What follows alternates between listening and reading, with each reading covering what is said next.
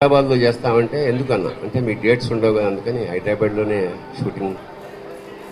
ఎక్కడ చేస్తాం అనుకుంటున్నానంటే శ్రీశైలం అయితే డేట్స్ ఎందుకు ఉండవు అవే అని చెప్పి ఈలోగా పేపర్ చూస్తే గురువు గారిది ఇక్కడ రుద్రాక్ష మండపావిష్కరణ కూడా ఉందని తెలిసిందని చెప్పి కలిసి వచ్చాము. ఇదే పరమేశ్వర సంకల్పం. సరిగ్గా 15 సంవత్సరాల క్రితం నేను ఇక్కడ ఆటగదరా శివ మా బృందంతో తెచ్చి గానం చేశాను. అందుకని మర్నాడు పొద్దున్నే మాకు అభిషేకానికి మమ్మల్ని కూర్చోబెట్టారు. అభిషేకం చేసి మధ్యలో అంతా ఇడుపు మామూలుగా భక్తులంతా వస్తున్నారు. అందులో పొద్దున మీరు చెప్పిన ఒక తెల్లటి డ్రెస్సు తెల్లటి జుట్టుతోటి ఒక ఆవిడ వచ్చి నుదురు తాటించి ఈ జన్మకి ఇంతేరా మల్లన్న అంది. అన్నప్పుడు ఆవిడ కళ్ళలోంచి 2 బిందువులు అలా శివలింగం మీద జారే. నాకు అనిపించింది ఎన్ని అభిషేకాలు ఎన్ని రుద్ర నమ్మకాలు ఈ అన్నిటి బొట్టుకి సాటి. అయితే శ్రీశైల శిఖరం దృష్ట్యా పునర్జన్మ నైవిద్యతే అంటారు. మరి ఈవిడేమిటో ఫస్ట్ టైం వస్తోందా ఇంకా రాదా? ఈ జన్మకి ఇంతే అంటే జన్మ రాహిత్యం కోరుకుంటోందా లేకపోతే మళ్ళీ వస్తానంటే నేనేమి చేయలేకపోయినా ఎందుకు ఆ దుఃఖం అనేది నాకు ఒక 2-3 రోజులు ఒక ఆందోళనలో ఒక పాట పుట్టింది గురువుగారు అనుమతితో. ఈ జన్మకింతేర మల్లనా ఇంకో జన్మ నాకీ మల్లనా, ఈ జన్మకింతేర మల్లనా ఇంకో జన్మ నాకీ మల్లనా. తల్లి గర్భములోన మల్లనా, తల్లి గర్భములోన మల్లనా, నా గుండె సప్పుడు నీవే మల్లనా, ఊపిరి తీసిన మల్లనా, నా ఊపిరి పోసిన మల్లనా, ఈ జన్మకింతేర మల్లనా ఇంకో జన్మ నాకీ మల్లనా. వచ్చేటి జన్మాన మల్లనా, వచ్చేటి జన్మాన మల్లనా, నన్ను మారేడాకును జయ్యి మల్లనా, మారేడు దళమునై మల్లనా, శిరమున నిమిషమున్నాదాలు మల్లనా. వచ్చేటి జన్మాన మల్లనా, నన్ను మారేడాకును జయ్యి మల్లనా, మారేడు దళమునై మల్లనా, శిరమున నిమిషమున్నాదాలు మల్లనా, ఈ జన్మకింతేర మల్లనా ఇంకో జన్మ నాకీ మల్లనా. కొండంత ఎతికాను మల్లనా, కొండంత ఎతికాను మల్లనా, నువ్వు కనిపించనే లేదు మల్లనా, కన్నీళ్లతో నేను మల్లనా నిలువునా కాలిపోయానయ్య మల్లనా. కొండంత వెతికాను మల్లనా, నువ్వు కనిపించనే లేదు మల్లనా, కన్నీళ్లతో నేను మల్లనా నిలువున కాలిపోయానయ్య మల్లనా, ఈ జన్మకింతేర మల్లనా ఇంకో జన్మ నాకీ మల్లనా. గుండెలో ఉన్నావ మల్లనా, గుండెలో ఉన్నావ మల్లనా, మేము గుడ్డోళ్ళమయ్యాము మల్లనా, పుట్టు గుడ్డోళ్ళమయ్యాము మల్లనా, అందుకే ఈ జన్మకింతేర మల్లనా ఇంకో జన్మ నాకీ మల్లనా, ఇంకో జన్మ నాకీ మల్లనా, ఇంకో జన్మ నాకీ మల్లనా. స్వస్తి. అది నిజంగా యోగ్యత చూడడం అంటే గురుభక్తి ఒక్కటే. ఆ గురుభక్తి ఎవరి గుండెలో నిండుగా ఉందో ఆ సముద్రాల కృష్ణమూర్తి గారిని ఎంచుకున్నారు ఆయన. అందుకే ఇవాళ కాదు నిన్న కాదు, ఎవరు ఇవాళ అలా దానం చేసేవాడు సంవత్సరానికి వచ్చినటువంటి ఆయన ఆదాయంలో 10% తీసి పక్కన పెట్టేసి ఈ ప్రాంగణం అభివృద్ధికి ఇప్పటికీ 50% పక్కన పెట్టి ఇప్పటికీ ప్రాంగణాన్ని నిర్వహించడానికి ఇక్కడ ఖర్చులకి, ఇక్కడ చేసేటటువంటి కార్యక్రమాలకి, నిర్మాణాలకి కొన్ని కోట్లు ఖర్చు పెట్టారు ఆయన. గురువు యొక్క అనుగ్రహం ఆయనకు ఉండదు. అందుకే కృష్ణమూర్తి గారిని పనిముట్టుగా చేసుకుని ఆయనకి ఆత్మీయులైన వాళ్ళందరినీ అప్పుడప్పుడు పిలిచి ప్రాంగణంలో కూర్చోబెట్టుకుంటూ ఉంటారు. కూర్చోబెట్టుకుని వాళ్ళకి అన్నం పెట్టి, మహాస్వామి వారికి అలవాటు ఉంది, ఎవరొచ్చినా అన్నం తినరండి అంటూ ఉంటారు. ఒకప్పుడు తిరుత్తని వెడితే చాలా ఆలస్యం అయిపోయినా వంట వాళ్ళని పిలిచి పరివారానికి అన్నం పెట్టించారు, వంట చేయించి. ఆయన జ్వరంగా ఉంది, నీ జ్వరం తగ్గిపోతుందిలే అన్నారు. నిజంగా వంటవాడికి జ్వరం తగ్గిపోయింది. జ్వరం తగ్గిపోయి పరివారానికి వంట చేసి పెట్టాడు. ముందు అన్నం పెడతారు ఆయన, అమ్మతత్వం కదా మరి. అందుకని అటువంటిది ఈ ప్రాంగణానికి తరచుగా వస్తూ ఉండడం, ఇక్కడ ఉంటూ ఉండడం, ఆయన నాకు ఇచ్చినటువంటి అనుగ్రహంగా 4 మాటలు చెప్పుకుంటూ ఉండడంతో పాటుగా నేను గమనిస్తున్న విషయం ఏమిటంటే, ఆయనతో ఎవరికి అనుబంధం ఉందో వాళ్ళందరినీ కూడా గుదిగుచ్చి తీసుకొస్తూ ఉంటారు. ఈ మధ్యకాలంలో నాకు భరణి గారితో ఒక గొప్ప అనుబంధం ఏర్పడింది. ఎందుకో నాకు మనసులో ఆయన అంటే చాలా ప్రీతి ఏర్పడింది. దానికి ఆయన శివభక్తి ఒక్కటే కారణమా, లేకపోతే ఈయన ఈ తత్వాలు రాసినప్పుడు ఎప్పుడో నేను ఒకసారి కారులో విని చాలా పరవశించిపోయాను. అందున ఎక్కడ నేను బాగా హత్తుకుందంటే, ఒక చోట ఆయన కంఠం గాద్గదికమైపోయి ఆ పాటలో ఆయన మమేకమైపోయి తెరదించేయగ నాలోన శివుడు కలడు, నీలోన శివుడు కలడు, నాలోన కల శివుడు, నీలోన కల శివుడు నాటకాలాడగలడు, తెరదించి మూట కట్టెయ్యగలడు అన్నప్పుడు, ఆ తెరదించి మూట కట్టెయ్యగలడు అన్నప్పుడు ఏ భావ తాదాత్మ్యతో కానీ ఆయన కంఠం గాద్గదికమైపోయి ఆయన అది ఏడుపు అని అనడానికి ఉండదు. స్వామి హనుమ సుందరకాండలో అది ఏడిచారంటామా, అది ఏడుపనం. అలా ఒక గొప్ప ఆనంద తన్మయావస్థని పొందారు. నేను అది విన్నప్పటి నుంచి నాకు వారి మీద ఒక గొప్ప ప్రేమ భావన. అది అటు తిరిగి ఇటు తిరిగి మొన్న కాకినాడ గోశాల ప్రారంభోత్సవంలో నాకు ఒక గొప్ప విశేషం తెలిసింది. వారికి ఉపనయనం చంద్రశేఖరేంద్ర సరస్వతి స్వామివారి చేతుల మీదుగా జరిగిందిట. స్వామివారి చేత్తో జరగడం అంటే ఆయన గురుస్థానంలో ఉంటారు కదా, మరి ఉన్నప్పుడు ఎందుకు వదులుకుంటారు శిష్యుణ్ణి? ఆయన అనుగ్రహ వీక్షణం ఏదో పడింది. అందుకే లౌకికంగా జీవితంలో ఎంత లబ్ధప్రతిష్ఠులయ్యారో అంతరంగంలో అంత శివభక్తి కుదురుకుంది. నాకైతే పరమ నమ్మకం ఏంటంటే అది కేవలం మహాస్వామి వారి అనుగ్రహంగా భావిస్తున్నాను. అందుకే ఇవాళ ఆయన ఎక్కడో కరివినవారి సత్రంలో భోజనం చేయాలి, కానీ ఇక్కడికి వచ్చాక కృష్ణమూర్తి గారు మీరు ఇక్కడ భోజనం చేయాలంటే నేను ఉండిపోతానని ఉండిపోయారు. ఉండిపోవడం కాదు, ఆ అన్నం తింటూ ఎంత మురిసిపోయి ప్రాంగణం కొత్తని కానీ మనుష్యులు కొత్తని కానీ ఏమీ లేకుండా ఆనందపడిపోయి చిన్నపిల్లాళ్ళ పద్యాలు పాడి పాటలు పాడి అయిపోయిన తర్వాత కూడా హాస్య చతురోక్తులతో అందరినీ నవ్వించి వెళ్ళి గబగబా దర్శనం చేసుకుని మళ్ళీ వచ్చారు. అంటే ఎక్కడున్నా పరమాచార్య స్వామి ఆయన్ని పిలిచి హత్తుకుంటున్నారు గుండెలకి. అది చాలదా అనుగ్రహం మనిషికి? ఇంకేం కావాలి? మా కాకినాడ పట్టణంలో ఓ గురుస్వామి ఉన్నారు, అయ్యప్ప స్వామి మార్గంలో.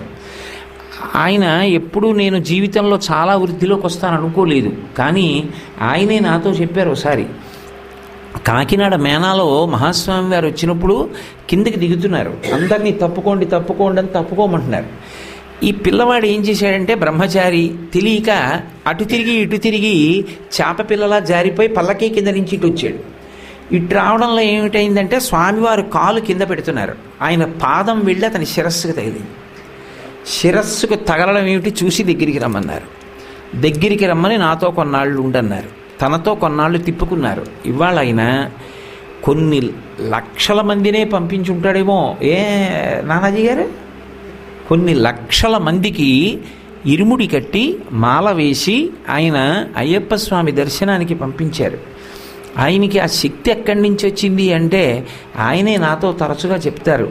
నాకు ఇవాళ ఈ స్థితి కలిగింది అంటే స్వామివారికి కావాలని తగిలించకపోయినా ఆయన యొక్క పాదం నా తలకి తగిలిందండి, అదే నా యందు ఇలా ఇటువంటి విభూతిగా ప్రకాశించింది అంటుంటారు. అలా భరణి గారు ఇవాళ రావడం మహాస్వామి వారి అనుగ్రహం.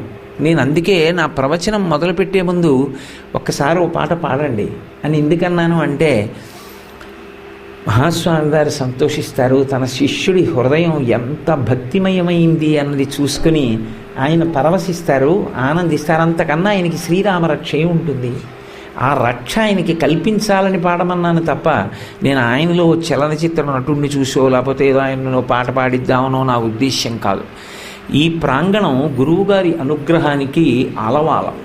అందుకే ఎవరెవరు యోగ్యులో వారికి ఆ అనుగ్రహం కలిగేటట్టు చూడవలసిన కర్తవ్యం. ఆ తత్వంలో కొంత ప్రవేశం ఉన్న వాళ్ళకి కనీసం మర్యాద. అందుకని మిమ్మల్ని పాడమన్నాను తప్ప మీరు ఏదో గురించి రాగానే ఏదో ఇబ్బంది పెట్టడం నా ఉద్దేశ్యం కాదు. చాలా మంచి మాట అన్నారు. మరుజన్మ ఉండాలని కోరుకుంటోంది ఆవిడ అని భావన చేశారు. ఇది చిట్ట చివరి కన్నీటి బిందువులని ఆవిడంది, కానీ మీరు మాత్రం ఆవిడ జన్మరాహిత్యాన్ని అడుగుతోంది అని ప్రతిపాదన చేయలేదు. ఆవిడ మళ్ళీ జన్మ కావాలంటోంది, మారేడు దళం కావాలంటోంది. అంటే ఆవిడ ఇంకా ఎన్నో జన్మలు అడుగుతోంది. మనుష్య జన్మ కన్నా ఇంకా తక్కువ జన్మే అడుగుతోంది ఆవిడ. మారేడు దళం గొప్పది కావచ్చు, కానీ జంతువునాం నరజన్మ దుర్లభం అని శంకర భగవత్పాదులు. అయినా ఆవిడ నరజన్మను అడగలేదు అని మీరు అంటున్నారు. నరజన్మను అడగకుండా మారేడు దళం అవ్వాలని అడిగింది అంటున్నారు. అలా ఉంటుందా శాస్త్రంలో? పునర్జన్మ రాహిత్యం అడుగుతారా, పునర్జన్మ కావాలని అడుగుతారా? మీ నోట యథాతథంగా వచ్చిందా? అది గాంభీర్యాన్ని సంతరించుకున్న యథార్థమైన విషయమేనా? ఇవాళ నా ప్రవచనంలో దాంతోనే మొదలు పెడతాను. శుక్లాంబరధరం విష్ణుం శశివర్ణం చతుర్భుజం ప్రసన్నవదనం ధ్యాయేత్ సర్వవిఘ్నోపశాంతయేత్. గురుర్బ్రహ్మా గురుర్విష్ణుః గురుర్దేవో మహేశ్వరః గురుః సాక్షాత్ పరం బ్రహ్మ తస్మై శ్రీ గురవై నమః. నేను నిన్నటి రోజున మీతో మనవి చేశాను. కామకోటి పీఠానికి 68వ పీఠాధిపతిగా పరమేశ్వరుడి యొక్క సంకల్పం చేత 66వ పీఠాధిపతులైనటువంటి చంద్రశేఖరేంద్ర సరస్వతి స్వామివారి యొక్క సంకల్ప బలం చేత 68వ పీఠాధిపతిగా స్వామినాథన్ అనబడేటటువంటి పూర్వాశ్రమ నామంతో జన్మించినటువంటి పిల్లవాడు 68వ పీఠాధిపతిగా కామకోటి పీఠానికి చంద్రశేఖరేంద్ర సరస్వతి అనబడేటటువంటి యోగ పట్టంతో మూర్ధాభిషిక్తులయ్యారు. అయితే ఇక్కడ మీరు ఒక విషయాన్ని చాలా జాగ్రత్తగా గమనించవలసి ఉంటుంది. ఒక ఉద్యోగంలో కూర్చుని ఆ ఉద్యోగాన్ని చేసి వెళ్ళిపోవడంలా ఉండదు పీఠాధిపతి పదవి అనేటటువంటిది. పీఠాధిపత్యంలో వచ్చినటువంటి వ్యక్తి యొక్క ప్రధానమైనటువంటి కర్తవ్యం ఏమిటి అంటే బోధ. లోకాన్ని ధర్మ మార్గంలో నడిపించాలి. అందులో ఈ స్థాయి వాళ్ళు ఆ స్థాయి వాళ్ళు అనేటటువంటి భేదం ఏం ఉండదు. అందరినీ మహావిద్వాంసుల దగ్గర నుంచి సామాన్యుడైనటువంటి వ్యక్తి వరకు అందరినీ కూడా ధర్మ మార్గంలో నడిపించాలి. భగవద్భక్తి కల్పించి నడిపించాలి.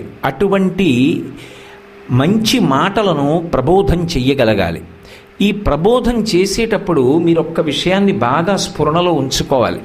ప్రధానమైనటువంటి అవసరం ఏవిదై ఉంటుంది అంటే తిరుగులేని గురుభక్తి. ఇత పూర్వం ఏ ఆచార్యులు ఉన్నారో ఆ ఆచార్యుల పట్ల అనన్యమైన భక్తి ఉండాలి. నిన్న నేను మీతో మనవి చేశాను. తనకి ఉపదేశం చేసిన గురువు, ఆ గురువు గారి గురువు పరమ గురువు, ఆ గురువు గారి గురువు పరమేష్టి గురువు, ఆ గురువు గారి గురువు పరాపర గురువు. కనీసం గురు పరంపరలో ఈ నలుగురి యొక్క చరిత్ర సుస్పష్టంగా విశదంగా తెలిసినవాడై గురువుగారి యొక్క పాదముల యందు నిరతిశయమైనటువంటి భక్తి ప్రపత్తులు కలిగిన వాడై ఉండాలి.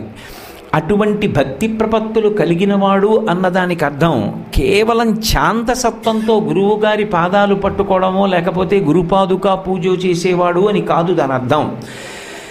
గురువులు చెప్పిన దానికన్నా చెప్పడానికి నా దగ్గర ఇంకా కొత్తగా ఏముండదు. ఏది మాట్లాడినా పూర్వం గురువుగారు ఏది మాట్లాడారో అది మాట్లాడితే చాలు. అది మాట్లాడడానికి జీవితం సరిపోదు. దాన్ని ప్రచారం చేసుకుంటూ వెళ్ళిపోతే దానికి కాలదోషం దేశదోషం అంటనటువంటిదై ఉంటుంది. అన్నదానిలో పూనికి ఉండాలి. ఈ పీఠాలన్నీ ప్రారంభం చేసినటువంటి శంకర భగవత్పాదులు ఎప్పటివారో చంద్రశేఖరేంద్ర సరస్వతి మహాస్వామి వారు 68వ పీఠాధిపతి 87 సంవత్సరముల పాటు పీఠాధిపత్యం వహించారు. అంటే మొట్టమొదటి పీఠాధిపతి అయినటువంటి శంకర భగవత్పాదులు కాలంలో ఎంత వెనకాతల ఉన్నటువంటి వారు. ఆ కాలంలో ఆ సమాజాన్ని దృష్టిలో పెట్టుకుని వారు చేసినటువంటి రచనలు ఏ ఉన్నాయో, వారు చేసినటువంటి ప్రబోధాలు ఏ ఉన్నాయో అవి తర్వాతి కాలానికి కూడా పనికొస్తాయా, తరువాతి కాలానికి కూడా అన్వయం అవుతాయా అన్న విషయంలో ముందు గురువుకి తిరుగులేనటువంటి ధృతి ఉండాలి. సాధారణంగా మనమైతే ఒక మాట మాట్లాడుతూ ఉంటాం, కాలం మారిపోయిందండి అంటాం. కాలం మారిపోయిందండి అనడానికి ఆనాటికి ఈనాటికి ఎప్పుడైనా సూర్యుడు పశ్చిమ దిక్కున ఉదయించడం కానీ తూర్పున అస్తమించడం కానీ జరిగిందా? అప్పుడు సూర్యుడు తూర్పునే ఉదయించాడు, ఇప్పుడు తూర్పునే ఉదయిస్తున్నాడు. అప్పుడు పడమర అస్తమించాడు, ఇప్పుడు పడమట అస్తమిస్తున్నాడు. మరి కాలంలో మార్పేం లేదు. సూర్యుడి యొక్క గమనం అలాగే ఉంది, ఋతువులు అలాగే ఉన్నాయి. వసంత ఋతువు వస్తే కోయిల కూస్తోంది, మామిడి చెట్లు కాస్తున్నాయి, భూమి అలాగే పంటనిస్తోంది. సౌకర్యవంతంగా ధర్మాన్ని విడిచిపెట్టడానికి కాలం మారిపోయిందన్న మాట ఎంచుకున్నవాడు ఎవరైనా ఉంటే ధర్మానుష్ఠానం చెయ్యవలసినటువంటి మనుష్యుడు ఒక్కడే. తాను ధర్మాచరణం చెయ్యడం నుంచి మినహాయింపు పొందడం కోసం ఈ మాట అంటున్నాడేమో కానీ నిజానికి కాలంలో మార్పు రాలేదు. మార్పు ఎక్కడైనా వస్తే మన మనసులలో వచ్చింది. దేనికి వస్తుంది మన మనసులలో మార్పు అంటే భోగమునందు అనురక్తి ఎక్కువైపోతే నేను అనుభవిస్తున్నటువంటి భోగం కానీ, ఈ భోగాన్ని నేను అనుభవించడానికి ఎంచుకున్న మార్గం కానీ, ఈ భోగ సంపత్తిని నేను సంపాదించిన విధానం కానీ ధర్మబద్ధం కాదని అంగీకరించలేక తన బలహీనతని కప్పిపుచ్చుకోవడానికి దాన్ని ఎలాగో అలా సమర్థించుకునేటటువంటి ప్రయత్నం చెయ్యడమే పెద్ద దోషం. అసలు దోషాలలో కల్లా పెద్ద దోషం ఏమిటంటే తన దోషాన్ని అంగీకరించలేకపోవడం. అందుకే శ్రీరామాయణం మొత్తం మీద రావణాసురుడి యొక్క పెద్ద దోషం ఏమిటో తెలుసా? ఆయనకి తను చేసినది తప్పని తెలియకపోవడం కాదు, ఆయనకి తెలుసు కానీ ఆయన తాను చేసినది ఒప్పని సమర్థించుకుంటాడు. అందుకే ఎంత చమత్కారంగా మాట్లాడతాడంటే సీతమ్మతో మాట్లాడేటప్పుడు ఇది స్వధర్మో రక్షసాం భీరు సర్వధైవన సంశయ గమనం వా పరస్త్రీణాం హరణం సంప్రమధ్యమా అన్నాడు. రాక్షసుల ధర్మం ఏమిటి? ఎవరి మీద మోజు పడితే వాళ్ళని ఎత్తుకు రావాలి, ఎవరిని అనుభవించాలనిపిస్తే వాళ్ళని అనుభవించాలి. నేను రాక్షసుణ్ణి, నిజంగా రాక్షసుడా? విశ్రవశో బ్రహ్మ యొక్క కుమారుడు, పులశ్చ బ్రహ్మ యొక్క మనవడు, చతుర్ముఖ బ్రహ్మగారికి మునిమనవడు, బ్రహ్మవంశ సంభూతుడు, కానీ రాక్షస నీతి పాటించి బుకాయించాడు. అన్నాడు, చూడు నేనెంత ధర్మాత్ముణ్ణో, రాక్షస ధర్మం ఎంత బాగా పాటించాను, నా కన్ను నీ మీద పడింది, నిన్ను అనుభవించాలనుకున్నాను, ఎత్తుకొచ్చాను, ఇక్కడ బంధించాను, ఎంత ధార్మికంగా ప్రవర్తిస్తున్నాను. రాముడు ధర్మాత్ముడు అంటావు, నేను కాదా? నేను ధర్మాత్ముడినేగా. తాను చేసింది అధర్మం అని తెలీదా? కానీ తన అధర్మాన్ని అధర్మం కాదని అంగీకరించకుండా బుకాయించడం రావణ ప్రవృత్తి. అది త్రేతాయుగంలో. రావణ కాష్టం రగులుతోందన్న మాటకు అర్థం ఏమిటంటే మనుష్య ప్రవృత్తి యందు ఇది నిగూఢంగా ఎప్పటికీ దేశకాలాలతో సంబంధం లేకుండా ఉండిపోతుంది. తాను ధర్మం తప్పి భోగ సంపత్తిని ఆర్జిస్తాడు, తాను ధర్మం తప్పి భోగాలు అనుభవిస్తాడు, ధర్మం ఒక్క దాన్ని దేనికోసమైనా త్యాగం చేస్తాడు. ఇన్ని భోగాలు అనుభవించడానికి ఏది ప్రధానమైనటువంటి ఉపకరణమో ఆ శరీరం మాత్రం అన్ని వేళలా భోగాలు అంగీకరించడానికి మాత్రం సిద్ధంగా ఉండదు. ఇది కొంతకాలం అయిపోయిన తర్వాత తిరగబడుతుంది, నాకు ఆ భోగం స్వీకరించే ఓపిక లేదంటుంది. అందుకే శంకరులు వాత పెట్టారు ఒక చోట. అందుకే దేశకాలములతో సంబంధం ఉండదు. కాలదోషం పట్టిందన్న మాట అన్వయం అవనిది దేనికి అంటే మహాపురుషులైనటువంటి గురువుల యొక్క మాటలకు. శంకరులు భజగోవిందంలో ఒక మాట అన్నారు, వయసి గతే కక్కామ వికార శుష్కే నీరే కక్కాసార క్షీణే విత్తే కప్పరివారో జ్ఞాతే తత్వే కస్సంసార అన్నారు. చిన్న శ్లోకం, అద్భుతమైన ప్రతిపాదన చేశారు. ఈ శరీరంతో ఇన్ని కామాలు అనుభవిస్తున్నావుగా, కామము అని నేను అన్నప్పుడు కేవలము స్త్రీ పురుష కామం గురించే ప్రస్తావన చేస్తున్నాను అనుకోకండి. దీనితో అనేక కోరికలు తీర్చుకోవడం, అది ధార్మికమా అధార్మికమా విడిచిపెట్టేశాడు. ఏమైనా అంటే కాలం మారిందండి అంటున్నాడు. కాలం ఏం మారలేదు, తాను మారాడు. తనకి భోగముల పట్ల అనురక్తి పెరిగిపోయింది, ధర్మం విడిచిపెట్టాడు, అర్ధకామముల యందు తగులుకున్నాడు. ఇప్పుడు కొంతకాలం అయిపోయింది, తాను ఏ కాలం మారిపోయింది అనుకున్నాడో ఆ కాలం మారలేదు, కాలధర్మం మారలేదు. అందుకే ఇది వృద్ధాప్యాన్ని పొందింది. ఇప్పుడు ఆ భోగం అనుభవించాలని మనసుకి మాత్రం ఉంది, ఇది మాత్రం అంగీకరించదు. నాకు ఓపిక లేదు, నా వల్ల కాదంట. వయసిగతే కామ వికార, వయసు అయిపోయాక ఇక కామ వికారం ఎక్కడిది? వయసిగతే కామ వికార క్షీణే విత్తే కప్పరివారో. డబ్బు అయిపోయింది, రూపాయి లేదు దగ్గర, వెనక పరివారం ఎవడు ఉంటాడు? డబ్బు ఎంతకాలం ఉందో అంతకాలమే వెంట తిరుగుతారు. ఆయన దగ్గర రూపాయి లేదండి అన్నారు అనుకోండి, వెంట వచ్చేవాళ్ళు ఎవరు? ఒకప్పుడు ఆంధ్రప్రదేశ్ రాష్ట్రానికి ముఖ్యమంత్రి పదవి చేసినటువంటి టంగుటూరి ప్రకాశం పంతులు గారు చిట్ట చివరి రోజుల్లో భోజనం లేకపోతే, ఆయనకి భోజనం లేదనుకోలేదు పాపం, అంతేవాసి వచ్చి మాట్లాడి లేచి వెళ్ళిపోతున్నాడు. 1 గంట అయిపోయింది, వెళ్ళిపోతుంటే ఒరే క్యారేజీ తెచ్చి పెడతామేమిట్రా, భోజనం చేయలేదు అన్నారు. అంటే వెళ్ళి క్యారేజీ తెచ్చిపెట్టాడు ఆయన ఏడుస్తూ. ఇన్ని కోట్లు దేశం కోసం అర్పణ చేసేసి స్వాతంత్ర సంగ్రామంలో పాల్గొని ముఖ్యమంత్రి పదవి చేసిన వ్యక్తికి మధ్యాహ్నం అన్నం లేదు. మరి ఎందుకు వచ్చినట్టు ఆయన అంటే, ఆయన ఆ రోజు మధ్యాహ్నం అన్నం తిని కృష్ణానది దగ్గరికి వెళ్ళి ఆ ఇసుక చేతుల్లో పట్టుకుని 2 కందులతో ఆనంద భాష్పాలు కారుస్తూ, నాగార్జున సాగర్ ప్రాజెక్టు వస్తే ఈ కింద ఎన్ని లక్షల మంది రైతులు వ్యవసాయం చేస్తారో, ఎన్ని కోట్ల మంది నా ప్రజలు అన్నం తింటారో అని ఆనంద పారవస్యం పొందడానికి వెళ్ళి కడుపుకు అన్నం లేక క్యారేజీ తెప్పించుకున్నాడు. ఏరి వాళ్ళందరూ వెంట తిరిగిన వాళ్ళు, అది వాళ్ళ సంస్కారం కావచ్చు వదిలేయడం. వయసిగతే కామ వికార శుష్కే నీరే కక్కాసార క్షీణే విత్తే కప్పరివారో. నీరు ఎండిపోయింది అనుకోండి, దాన్ని చెరువు అని ఎవరంటాడు? అది చెరువు ఏమిటి? అందులోకి కార్లు బస్సులో కూడా వెళ్ళిపోయి అక్కడే వాటిని నిలబెట్టి పక్కనున్న ప్రదేశాలకు వెళ్ళొస్తారు. అది చెరువు అయితే దింపుతాడు, అందులో తను దిగుతాడా?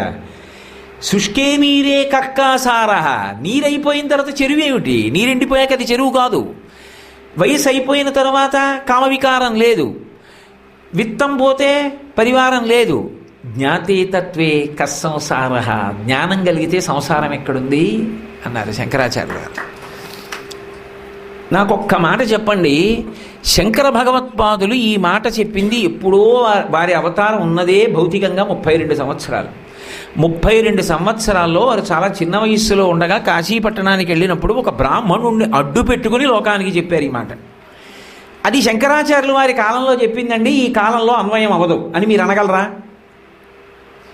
ఈ కాలానికి కాదు, ఎంత కాలం ఈ లోకం ఉంటుందో, భరతుడి మాటల్లో చెప్పాలంటే యావదావర్తతే చక్రం యావతీచ వసుంధరా తావత్వమిహ సర్వత్వం స్వామిత్వం అనువర్తయ. ఎంత కాలము ఈ భూచక్రము తిరుగుతుందో, ఎంత కాలము సూర్యచంద్రులు ఉంటారో అంత కాలము శంకర భగవత్పాదుల మాట నిలబడుతుంది. ఎందుకని అంటే లోకులను ఉద్ధరించడానికి జగద్గురువులు కంకణం కట్టుకుని మాట్లాడతారు. వారు ఎప్పుడూ వ్యక్తిగత సమస్యలను ప్రస్తావన చెయ్యరు. ఒక వ్యక్తి సమస్య వారికి అవసరం కాదు. కానీ వారు పరమప్రీతి పొందారనుకోండి, అప్పుడు గురువు భగవంతుడుగా నిలబడి వ్యక్తి కోరిక తీర్చేస్తాడు. గురువు సంకల్పం చేస్తే పరమేశ్వరుడై తీర్చగలడు. ఎందుకని? గురుర్ బ్రహ్మ గురుర్ విష్ణు గురుర్దేవో మహేశ్వర. అసలు ఒక్క మాట ఆలోచించండి, గురువు ఒకడు ఈశ్వరుడు ఒకడా? కానీ కాదు, గురువే ఈశ్వరుడు. అందుకే మీరు సనాతన ధర్మాన్ని జాగ్రత్తగా పరిశీలిస్తే గురువు కాని దైవస్వరూపం లేదు. పరమశివుడు దక్షిణామూర్తి గురువు, శ్రీ మహావిష్ణువు కృష్ణ భగవానుడు, భగవద్గీత ప్రస్థానత్రయం, కృష్ణం వందే జగద్గురుం, అమ్మవారు గురుమండల రూపిణి కామాక్షి పరదేవత, లలితా త్రిపుర సుందరి, సరస్వతీదేవి. సరే, అసలు గురువు కాని రూపం ఏముంది నాకు చెప్పండి? దత్తాత్రేయుల వారు గురువు, భగవంతుడు గురువు. మరి భగవంతుడు గురువుగా రావాల్సిన అవసరం ఏంటి? భగవంతుడుగానే ఉండి గురువు పనులు చక్కబెట్టచ్చుగా. కాదు, భగవంతుడిగా ఉంటే ఇంకా కొన్ని విషయాలు కలుపుకున్నాడు. ఆర్తో జిజ్ఞాసురర్థార్థి జ్ఞానీచ భరతర్షభ అన్నాడు గీతలో. ఆర్తి పొందినవాడు ఉన్నాడు, వాడికి ఏదో డబ్బు కావాలి, వాడు ఏదో కోరికతో ఉన్నాడు, వాడికి ఏదో కోరిక తీరాలి.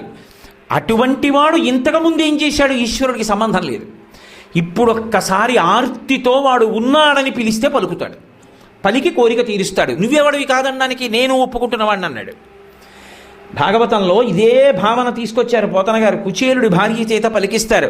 కలలోనంతన్మున్నెరుంగని మహాకష్టాత్ముడైనట్టి దుర్బలుడాపత్ సమయంబునన్ నిజపతాబ్జాతంబు ఉల్లంబునన్ తలపన్ అంతనే వచ్చి ఆర్తిహరుడై తన్నైన ఇచ్చున్ సునిశ్చల భక్తి భావములన్ భజించు వారికిటడే సంపద్ విశేషోన్నతుల్. కలలో కూడా భగవంతుడి పేరెత్తనటువంటి వాడు కూడా తనకి ఆర్తి కలిగినప్పుడు భగవంతుడి నామం చెప్పి కీర్తించి శరణాగతి చేసి ప్రార్థన చేస్తే వెంటనే వచ్చి తనని కూడా ఇచ్చేస్తాడు. అటువంటిది భక్తి కలిగిన వారి కోర్కెలు తీర్చడా అంటుంది కుచేలుడి భార్య. ఆర్తో జిజ్ఞాసు, అసలు ఈ తత్వం తెలుసుకోవాలనుకున్నాడు ఒక ఆయన. అర్థార్థి, ఒక ఆయనకి డబ్బులు కావాలి. ఎందుకు? దాచిపెట్టుకోవడానికి అని అన్వయం చేయకూడదు. చాలా చాలా మంచి పనులు చెయ్యాలనుకున్నాడు, ఎన్నో మంచి పనులు చెయ్యాలి, అందుకు ధర్మ మార్గంలో నాకు డబ్బు కావాలన్నాడు. అర్థార్థి జ్ఞాని, జ్ఞాని భక్తిని విడిచిపెట్టి ఉండడు. అందుకే శంకరుల యొక్క తత్వం, శంకరుల యొక్క అవగాహన, వారి ప్రతిపాదన అసలు పరమాద్భుతం. అసలు ఇక ఎవ్వరూ ఆయనతో తలపడి మాట్లాడడం సాధ్యం కాదంతే. ఇంకా అందుకే ఆయన ఒకటి అంటారు, జీవుడు బ్రహ్మము వేరువేరుగా కనపడతారు కానీ తత్వతః ఒకటే. ఎలా? కెరటము సముద్రములా ఉంటుంది. కెరటమునకు అస్తిత్వం ఏది? సముద్రమే. సముద్రములో పుట్టిన నీరే ఒడ్డుకొచ్చినప్పుడు ఒక అల కింద పైకి లేచింది. ఏది? సముద్రంలో నీళ్ళే. ఎక్కడ ప్రయాణించింది? సముద్రంలోనే. ఎక్కడ విరిగిపోయింది? సముద్రంలోనే. ఎక్కడ కలిసిపోయింది? సముద్రంలోనే. అలలు లేని సముద్రం ఉంటుంది లోపల కడితే ఓడలో, కానీ సముద్రం లేని అల ఉండదు.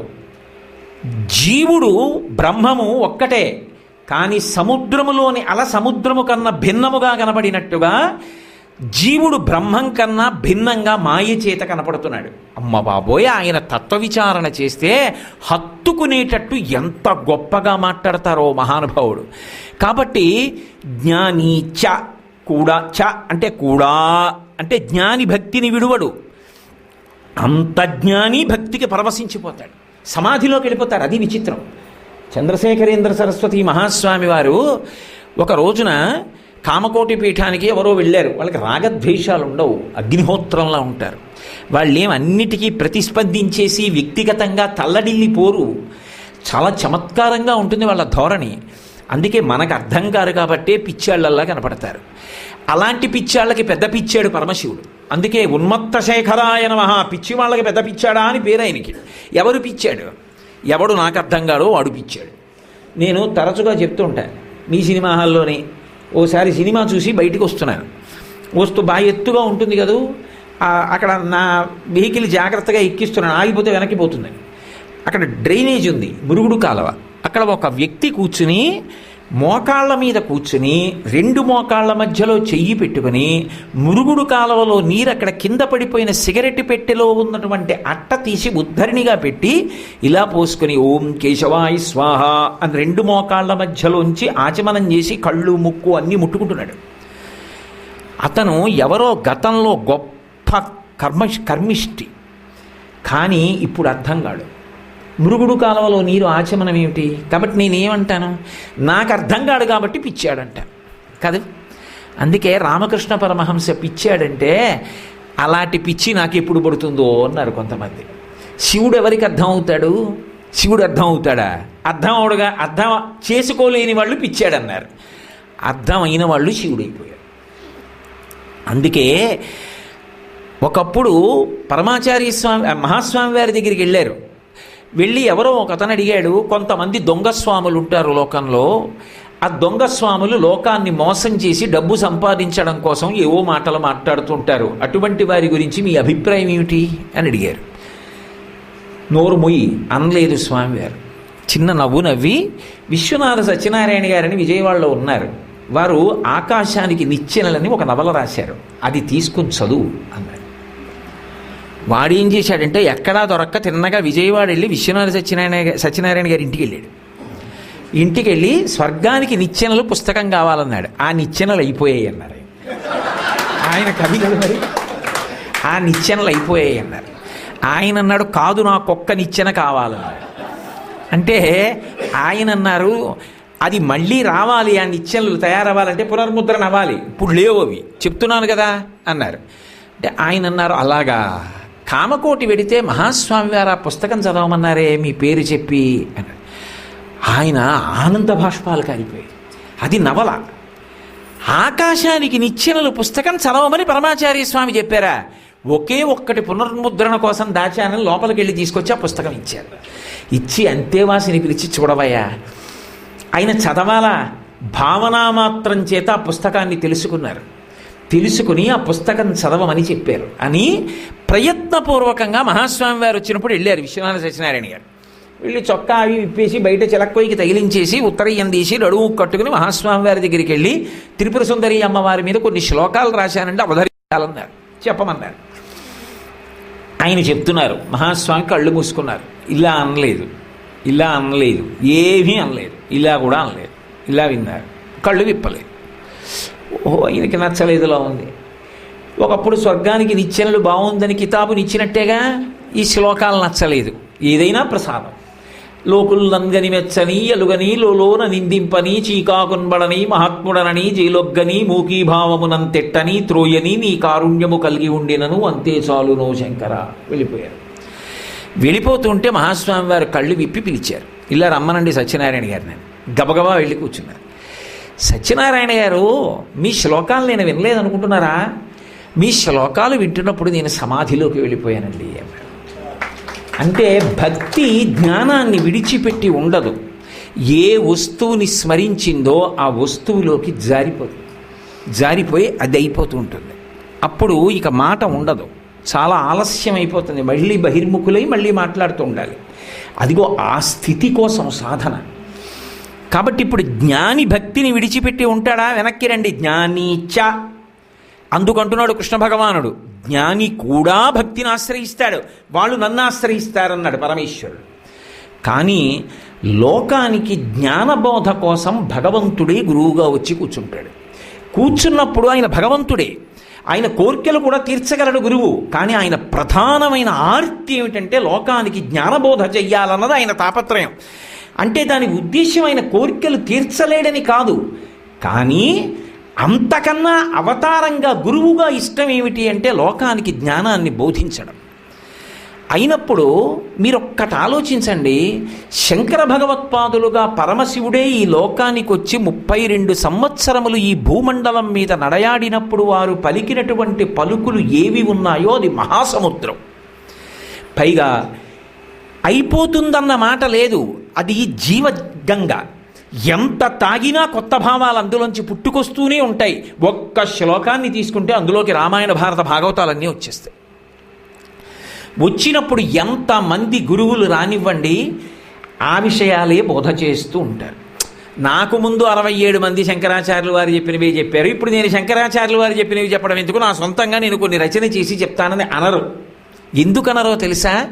మొట్టమొదట వారు ఎవరి పాదములు పట్టుకుని ఉంటారంటే జగద్గురువుల పాదం పట్టుకుంటారు, శంకరాచార్యుల వారి పాదాలు పట్టుకుంటారు. నిన్న మీకు చెప్పాను కదా, ఏది చేస్తున్నా శంకరాచార్యుల వారిని దృష్టిలో పెట్టుకుంటారు. అందుకే భగవత్పాద దేశిక అని పేరు ఆయనకి. మనం చూడండి పొద్దున్న తోటకాష్టకం చేసినప్పుడు భవశంకర దేశికమే శరణం అంటుంటారు చివర. దేశికుడు అన్న మాటకు అర్థం ఏమిటంటే దిశానిర్దేశము చేయువాడు. ప్రయాణం కాదు ప్రధానం, ఎటు ప్రయాణం అన్నది లక్ష్యాన్ని చేరడానికి ప్రధానం. కాశీ వెళ్ళాలి అంటే ఏదో దిక్కు పట్టుకెళ్ళిపోతే వెళ్ళడు, ఎటు వెడితే ప్రయాణం చేస్తే వెళ్ళాలో తెలుసుకున్నవాడు కాశీ చేరుకుంటాడు. ఎటు ప్రయాణం చేస్తే ఎలా ప్రయాణం చేస్తే భగవంతుణ్ణి చేరుకుంటావో దిశ చెప్పగలిగిన వాడెవరో వాడు దేశికుడు. భవశంకర దేశికమే శరణం. శంకరుల పాదములకు శరణాగతి చేస్తున్నారు. వారు కరుణావరుణాలయ పాలయమాం, వారు కరుణాసముద్రులు. నా చేతకానితనాన్ని చూసి వారు దయతో నన్ను ఆ మార్గం వైపుకి తిప్పుతారు, నాకు పరిణితినిస్తారు. అయినప్పుడు ఆ శంకర భగవత్పాదులు ఏ విషయాలు ప్రస్తావన చేశారో వాటినే ప్రస్తావన చేస్తూ వెళ్ళాలి అంటే ముందు తన గురువుల పట్ల అచంచలమైనటువంటి భక్తి ఉండాలి. ఇది మొదట ఉండవలసిన లక్షణం. ఎక్కడ? పీఠాధిపతులకు కాదు. పీఠాధిపతుల గురించి మనం చెప్పుకోవడం ఎందుకు, చదువుకోవడం ఎందుకు, నేర్చుకోవడం ఎందుకంటే మనిషి తరించడానికి ఇది మనకి ఉండాలి కనుక. మన గురువు గారు అన్న మాట వినపడింది అనుకోండి, మా బ్రతుకు పండించగలిగిన వారు ఆయనే.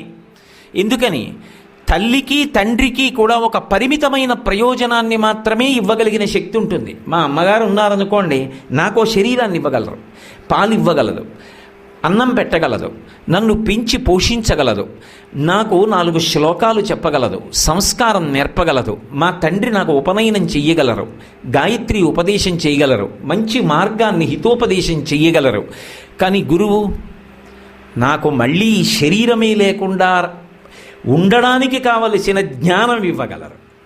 లోకంలో ఏ తల్లి తండ్రిదైనా ఆస్తి వాళ్ళు సంకల్పం చేయకపోయినా పిల్లలకెడుతుంది.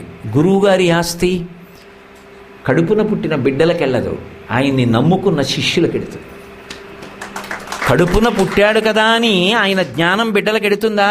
ఆయనని ఎవడు నమ్ముకున్నాడో వాడికి వెళ్ళిపోతుంది. అందుకే గురువు నిస్వార్థపరుడు, మహాత్యాగి. అసలు ఆ గురువు పేరెత్తేటప్పటికి ఆనందతన్మయత్వం రావాలి.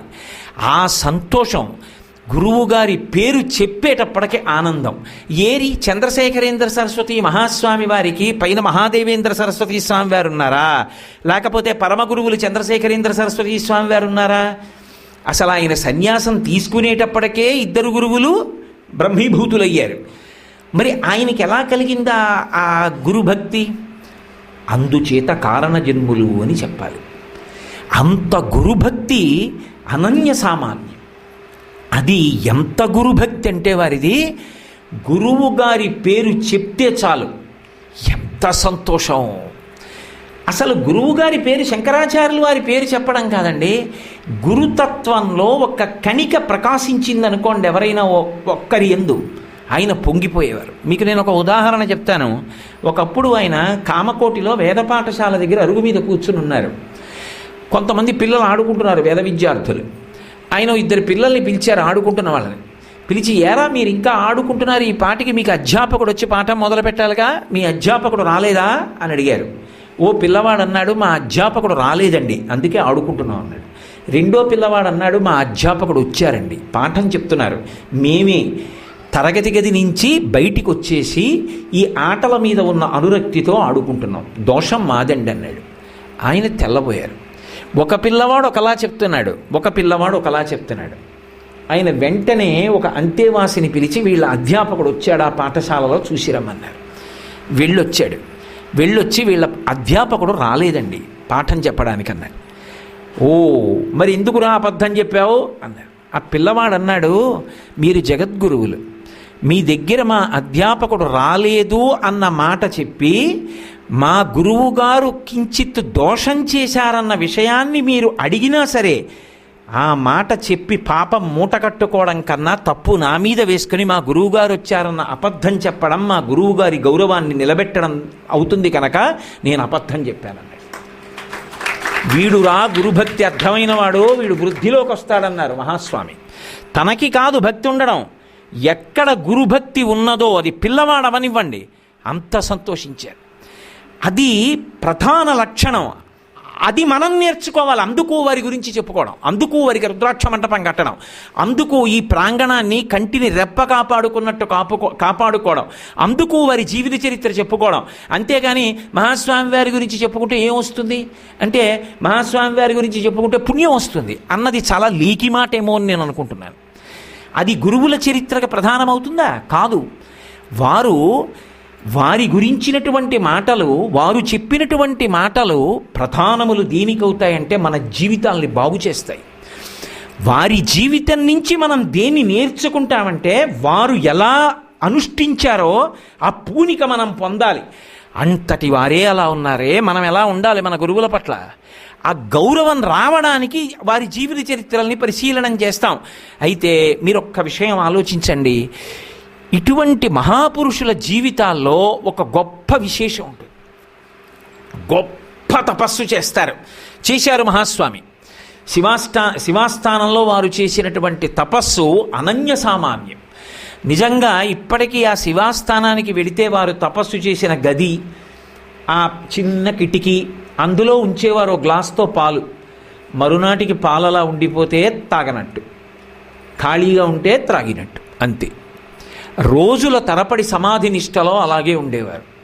అంత తపస్సు చెయ్యగా సమస్త శక్తులు జ్ఞానంతో పాటుగా వస్తాయి. ఈ మాట మీరు చాలా జాగ్రత్తగా పట్టుకోవాలి. నేను ఇప్పుడు అంటున్న మాట యథాలాపంగా వినకండి. సమస్తమైన సిద్ధులు జ్ఞానంతో పాటుగా వస్తాయి. తపస్సే ఆలంబన. అందుకే ఈ సృష్టికి ప్రారంభం అంతా ఎక్కడ అంటే తపస్సుతోటే.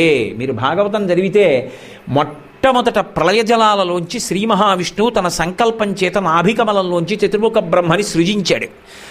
నీటి మీదకి వచ్చి బ్రహ్మగారు చుట్టూ చూశాడు. అయోమయం, ఎవ్వరు లేరు, కటిక చీకటి, నీళ్లు. తామర తూడులో వెనక్కి వెళ్ళి చూశాడు, ఏమీ కనపడలేదు. తను వెతికితే దొరుకుతాడా? ఎందుకు వచ్చినట్టు నేనెవరు, ఏం చెయ్యాలి, ఏమిటి చీకటి, ఏమిటి నీళ్ళని అనుమానం వచ్చింది. తప తప తప అని 3 మాటలు వినపడింది. తపస్సు చేశాడు. నారాయణ దర్శనం ఇక్కడై. అప్పుడు అర్థమైంది తాను ఎందుకు వచ్చాడో. సృష్టి ప్రారంభం చేశాడు. అంటే అసలు సమస్త శక్తులు దేనికి వశపడతాయి అంటే తపస్సు చేత. తపస్సు అంటే అన్ని వేళలా ముక్కు మూసుకుని కూర్చోమ్మని కాదు సుమండి. శృణ్వంతపహ. 2 గంటలు మీరు తదేక దృష్టితో వింటున్నారనుకోండి, మీ పక్క నుంచి ఓ పిల్లపాం వెళ్ళిపోయింది, మీకు తెలియదు. అది వచ్చినట్టు తెలియదు, వెళ్ళిపోయినట్టు తెలియదు. మీ దృష్టి అంతా కూడా ఆ విషయం మీద నిలబడిపోయింది వినడంలో. ఆ చెవులతో జుర్రుకుంటున్నారు, అంతే. అదే తపస్సు. ఒక మూర్తి దగ్గర కూర్చున్నారు, ఆపాదమస్తకం చూడడంలో కన్నులతో జుర్రుకుంటూ మరిచిపోయారు. బాహ్య ప్రపంచాన్నంతటినీ విస్మరణ పొందారు. అది తపస్సు. పోతన గారు భాగవతం చేస్తూ విష్ణు దర్శనమైన అదితి యొక్క విశేషాన్ని వర్ణిస్తూ ఓ మాట అంటారు. చూపుల శ్రీపతి రూపము నాపో ఒక త్రావి త్రావి హర్షోద్ధతయై వాపుచ్చి మందమధురాలాపంబుల పొగడనదితి లక్ష్మీనాథున్ అంటారు. ఆ అదితి ఎదురుగుండా విష్ణువు కనపడితే తన చూపులతో జుర్రేసుకుంది ఆయన రూపాన్ని. పాయసం బాగుంటే నోటితో జుర్రుకుంటారు, కళ్ళతో జుర్రుకుంటారా? అంటే అటువంటి దివ్యమంగళమూర్తి కనపడినప్పుడు ఒక ఇంద్రియం చెయ్యవలసిన పని వేరొక ఇంద్రియం చేసేసింది. ఆవిడికి అన్నీ మర్చిపోయింది, మాట్లాడడం కూడా మర్చిపోయింది, నోటి వెంట మాటలు కూడా రాలేదు. మాటలు రాక నిలబడిపోయింది. ఆవిడికి మాటలు రావట్లేదన్న విషయాన్ని స్వామి గమనించి ఆవిడ కోరిక తీర్చారు, అది వేరు విషయం. కానీ మరి భగవద్దర్శనమునందు ఆ తపస్సు యందు నేను ప్రతిపాదిస్తున్నది ఏమిటంటే అలా చూడడంలో తపస్సు. కన్నులతో ఆ మూర్తిని చూస్తూ బాహ్యాన్ని మరిచిపోయారనుకోండి తపస్సు. వింటూ అలా ఉండిపోయారనుకోండి తపస్సు. విశ్వనాథ సత్యనారాయణ గారి శ్లోకాలు వినేటప్పటికీ సమాధిలోకి వెళ్ళిపోయారనుకోండి తపస్సు. ఒక పద్యం చదువుతూ ఉండగా మీకు 2వ పద్యం కనపట్టలేదని గుర్తొచ్చి ఎందుకు కనపట్టలేదు అంటే, నా కన్నుల వెంట ఆనంద బాష్పాలు రాలి, కన్నుల నిండా నీరు నిండి నాకు తర్వాత పుట కనపట్టలేదని గుర్తొచ్చి కళ్ళతోడు తీసి కళ్ళు తుడుచుకుని ముక్కంబట నీళ్లు కారితే బయటికి వెళ్ళి చీది వచ్చి కాసేపు అలా ఉండిపోయి పటికి బెల్లం తిన్న నోరు తీపితనం వదలనట్టు చదివిన భాగంలో రమించిన మనస్సు పైకి రాక ముందుకెళ్ళకపోతే మీరు చదివిన ఘట్టాన్ని లోపల స్మరించి దర్శిస్తూ నిలబడిపోయినటువంటి ఆ కొంతసేపు తపస్సు. పూజ చేస్తున్నారనుకోండి, మీరు చేసినటువంటి ఆ అంగపూజలో మీరు ఆ అంగ ప్రత్యంగములను చూడడం తపస్సు. లలితా సహస్రనామ స్తోత్రం నేను చదువుతూ పూజ చేస్తున్నాను అనుకోండి, శ్రీమాత శ్రీ మహారాజ్ఞి శ్రీమత్సింహాసనేశ్వరి చిదగ్నికుండ సంభూత దేవకార్య సముద్యత ఉద్యద్భాను సహస్రాభ చతుర్బాహు సమన్విత రాగస్వరూపపాషాఢ్య క్రోధాకార అంకుశోజ్వల జపాపుష్ప నిభాకృతి. మెల్లగా చదవమని లలితా సహస్రం కూర్చుని చదవాలి. లలితా సహస్రం నిలబడి కదులుతూ చదవకూడదు, అందుకే కూర్చుని చదవమని చెప్తారు లలితా సహస్రాన్ని. విష్ణు సహస్రానికి ఉన్న మినహాయింపులు లలితా సహస్రానికి లేవు. ఎందుకంటే లోపల అవతరించాలి, లోపల బాగా చూడాలి లలితా సహస్రాన్ని. అలా మీరు చూస్తుండగా సాదండ విరాజిత అన్న నామము, లేకపోతే కదంబ మంజరీ క్లుప్త కర్ణపూర మనోహర తాటంకయుగళీభూత తపనోడుపమండల పద్మరాగ శిలాదర్శ పరిభావి కపోలభూ అని ఏదో నామాలు చెప్తూ నేను కుంకం వేస్తున్నాను. వేస్తుండగా అకస్మాత్తుగా చంపకాశోక పున్నాగ సౌగంధిక లసత్కచ అన్నాను. అమ్మవారి కబరీబంధంలో అంతంత పెద్ద పెద్ద పువ్వుల దండలు తురిమారే. చంపకం అంటే సంపంగి పువ్వు, అది ఆకుపచ్చ రెక్కల సంపంగి పువ్వు కాదు, సింహాచల సంపంగి, పసుపు ఎరుపు రంగులతో ఉన్నది. అటువంటి సంపంగి దండలు, మిగిలిన పెద్ద పెద్ద పూల దండలు, చంపక, అశోక, పున్నాగ. చిన్న కొప్పు అనుకోండి, ఆ చిన్న కొప్పు ఉన్న వాళ్ళకి చామంతి పూలు దండిస్తే ఎక్కడ పడుతుందండి, జాజి పూలు ఉన్నాయా అంటారు. చిన్న జాజి పూలు దండిస్తే కొప్పులో పెట్టుకోవాలి. పెద్ద కబరీబంధం ఉంటే ఆవిడది ఎంత పెద్ద కబరీబంధం. పోతన గారు అన్నారు భాగవతంలో, నటభుజ ధమ్మిల్ల బంధమ్ముతో అన్నారు. ఆవిడ నడిస్తేట ఇలా ఇలా తగిలితేట ఇటు ఇటు కొప్పు ఊగుతుందిట తగిలి, అంత కొప్పు ఉంటుంది ఆవిడకి, అంత పెద్ద కొప్పు. నేను ఆ నామం చెప్పగానే నాకు అమ్మవారి కొప్పు జ్ఞాపకానికి వచ్చి చంపకాశోక పున్నాగ సౌగంధిక లసత్కచ అని కుంకం పట్టుకున్నవాడిని అలాగే పట్టుకుని ఆ పూలదండలు, ఆవిడ కొప్పు, సువాసనలు, శంకరుల శ్లోకాలు, నల్లటి జుత్తు, నొక్కు నొక్కుల జుత్తు, నల్ల తుమ్మెదల బారు లాంటి జుత్తు, సువాసనలతో ఉన్న జుత్తు, ఆ కబరీబంధాన్ని ఆలోచిస్తూ అదే అంటున్నాను.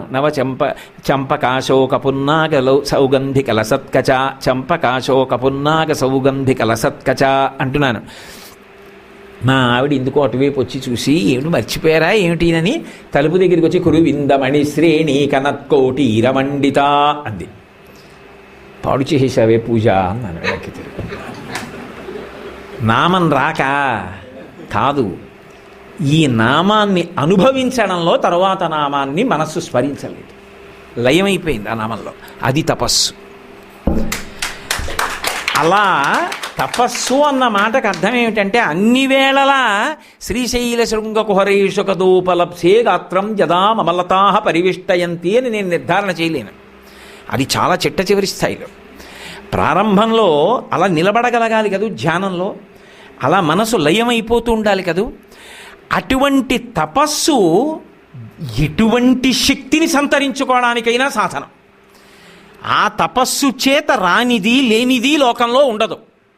మీరు బాహ్యంలో ఎన్ని చదువుకున్నారన్న దాని వల్ల రాదు, నేను ఎన్ని పుస్తకాలు చదువుకున్నాను అన్నదాని వల్ల స్ఫురణశక్తి ఉండదు, నేను ఎన్ని చదువుకున్నాను అన్నదాని చేత నా అనుష్ఠాన బలం ఉండదు. చదువుకోవడం ఒకెత్తు, అనుష్ఠాన పర్యంతంలోకి రావడం ఒకెత్తు. అందుకే అమరకోశం ధర్మం అంటే చదువుకోవడం అని చెప్పలేదు, ధ్రియతేవా జనైరితి ధర్మం అంది. చదువుకున్న దాన్ని అనుష్ఠిస్తే ధర్మం. సంధ్యావందనం చెయ్యాలని తెలియడం ధర్మం కాదు, ఎట్టి పరిస్థితుల్లో చేయడం ధర్మం కాదు. కలిసి వస్తే ఆచరిస్తే ధర్మం ఎందుకు అవుతుందండి? ఎదురు తిరిగినప్పుడు కాలం ఆచరిస్తే ధర్మం అవుతుంది. అది ధర్మం అంటే. కాబట్టి అదిగో అటువంటి తపస్సు చేసిన వారికి ఏది వశం కాదు, అన్నీ వశం అవుతాయి. ఏవి వశం అవుతాయి అంటే దక్షిణామూర్తి స్తోత్రంలో శంకరాచార్యులు వారే అన్నారు. ఇందాక పిల్లకాయలు చదివారే, చిట్ట చివర ఆ దక్షిణామూర్తి శ్లోకం గురించి చెప్తూ ఓ మాట అన్నారు.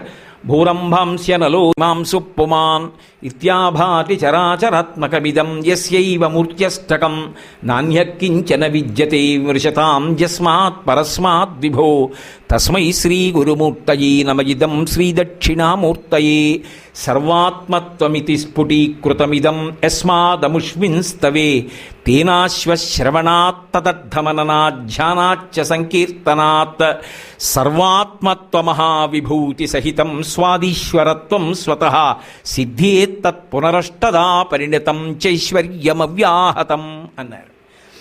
ఈ దక్షిణామూర్తి స్తోత్రాన్ని నియమంగా మనసు నిలిపి ఎవడు చేస్తున్నాడో అంటే తపస్సుగా, వాడికి ఏమొస్తుంది అంటే సర్వాత్మత్వమితి, అంతటా ఈశ్వరుణ్ణి చూసి ఉన్నది ఒక్కటే పరబ్రహ్మమని తెలుసుకుని అనుభవంలోకి తెచ్చుకోగలిగిన లక్షణం వస్తుంది. అది అనుభూతి, అది అద్వైతం. అద్వైతం అంటే సిద్ధాంతం కాదు, అనుభవంలోకి వస్తే అద్వైతం. అద్వైతానుభూతి మోక్షం, జీవన్ముక్తి అంటారు. అదిగో ఆ జీవన్ముక్తి అద్వైత సిద్ధాంతంలో శరీరం పోయిన తర్వాత ఎప్పుడో చచ్చిపోయిన తర్వాత వచ్చేది కాదు మోక్షం, ఇక్కడ ఉండగానే వస్తుంది. అందుకే రెండుగా చెప్తారు, జీవన్ముక్తి విదేహముక్తి అని. జీవన్ముక్తి అంటే శరీరంతో ఉంటాడు, కానీ ఈ శరీరం నేను కాను, ఆత్మ నేను అనుభూతితో ఉంటాడు. అప్పుడు దానివల్ల ఏమవుతుందంటే అన్ని ప్రాణుల పట్ల గొప్ప దయ కలిగి ఉంటారు. అది వచ్చేస్తుందంతే.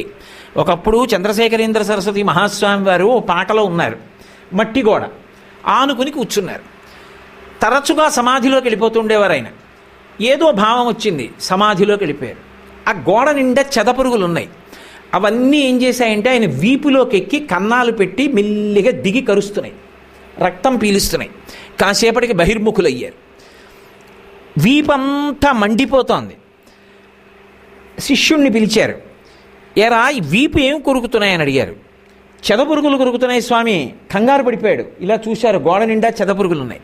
ఆయన అన్నారు, కంగారు పడకు, వెళ్ళి శ్రావణం పట్టుకురా ఎక్కడైనా, అవి చచ్చిపోకుండా ఒక్కొక్క దాన్ని తీసి ఓ చిన్న కాగితంలో వేసి దూరంగా వదిలి. అంటే అప్పటి వరకు పర్వాలేదు, ఏమవదు, ఈ శరీరం ఆ శరీరం వేరు కాదు, చంపే కుసుమా, శ్రావణంతో నీపాద కమల సేవయు నీపాదార్చకులతోడి నెయ్యము నితాంతాపారభూతదయయు తపసమందార నాకు దయసేయగదే. చిన్న పద్యం అవచ్చు అనుభవంలోకి రావాలంటే. నితాంతాపారభూతదయు శ్రీశైలంలో పొద్దున్న హారతిస్తే చెప్తారు. అది మహాస్వామి అంటే. ఇప్పుడు నాకు చెప్పండి, అది అందుకునే స్థాయి అసలు అవన్నీ ఎక్కడి నుంచి వస్తాయి? ఒక్కొక్కటి అలవాటు చేసుకుంటే రావు. అలా అలవాటు చేసుకుంటే వస్తే చెదపురుగులు కరిచేటప్పటికీ ఒరే కొట్టేయరాని ఉత్తరీయంతో ఇలా ఇలా రాసుకుంటాడు.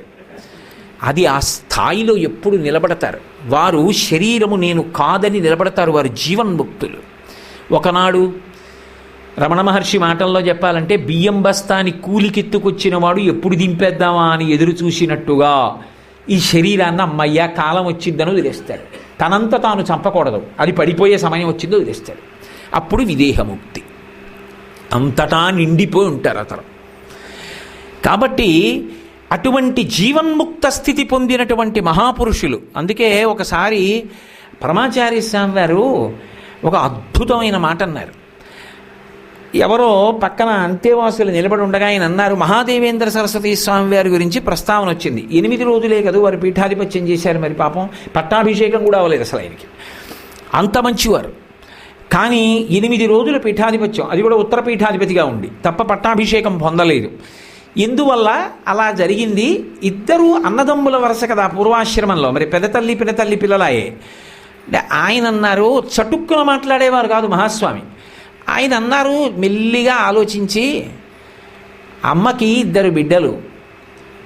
ఒకసారి నాతో అంది, వాడు దైహికంగా వెళ్ళిపోయాడు, నువ్వు మానసికంగా పో అంది నన్ను అన్నారు.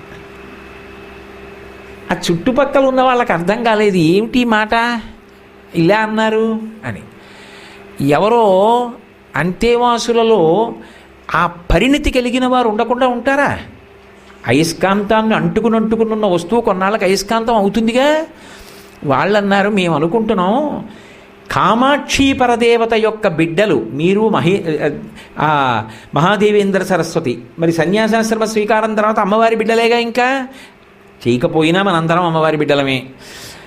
అందులో ఒకరిని దైహికంగా పొమ్మంది ఆవిడ, అంటే దేహంతో వెళ్ళిపోవు అంది.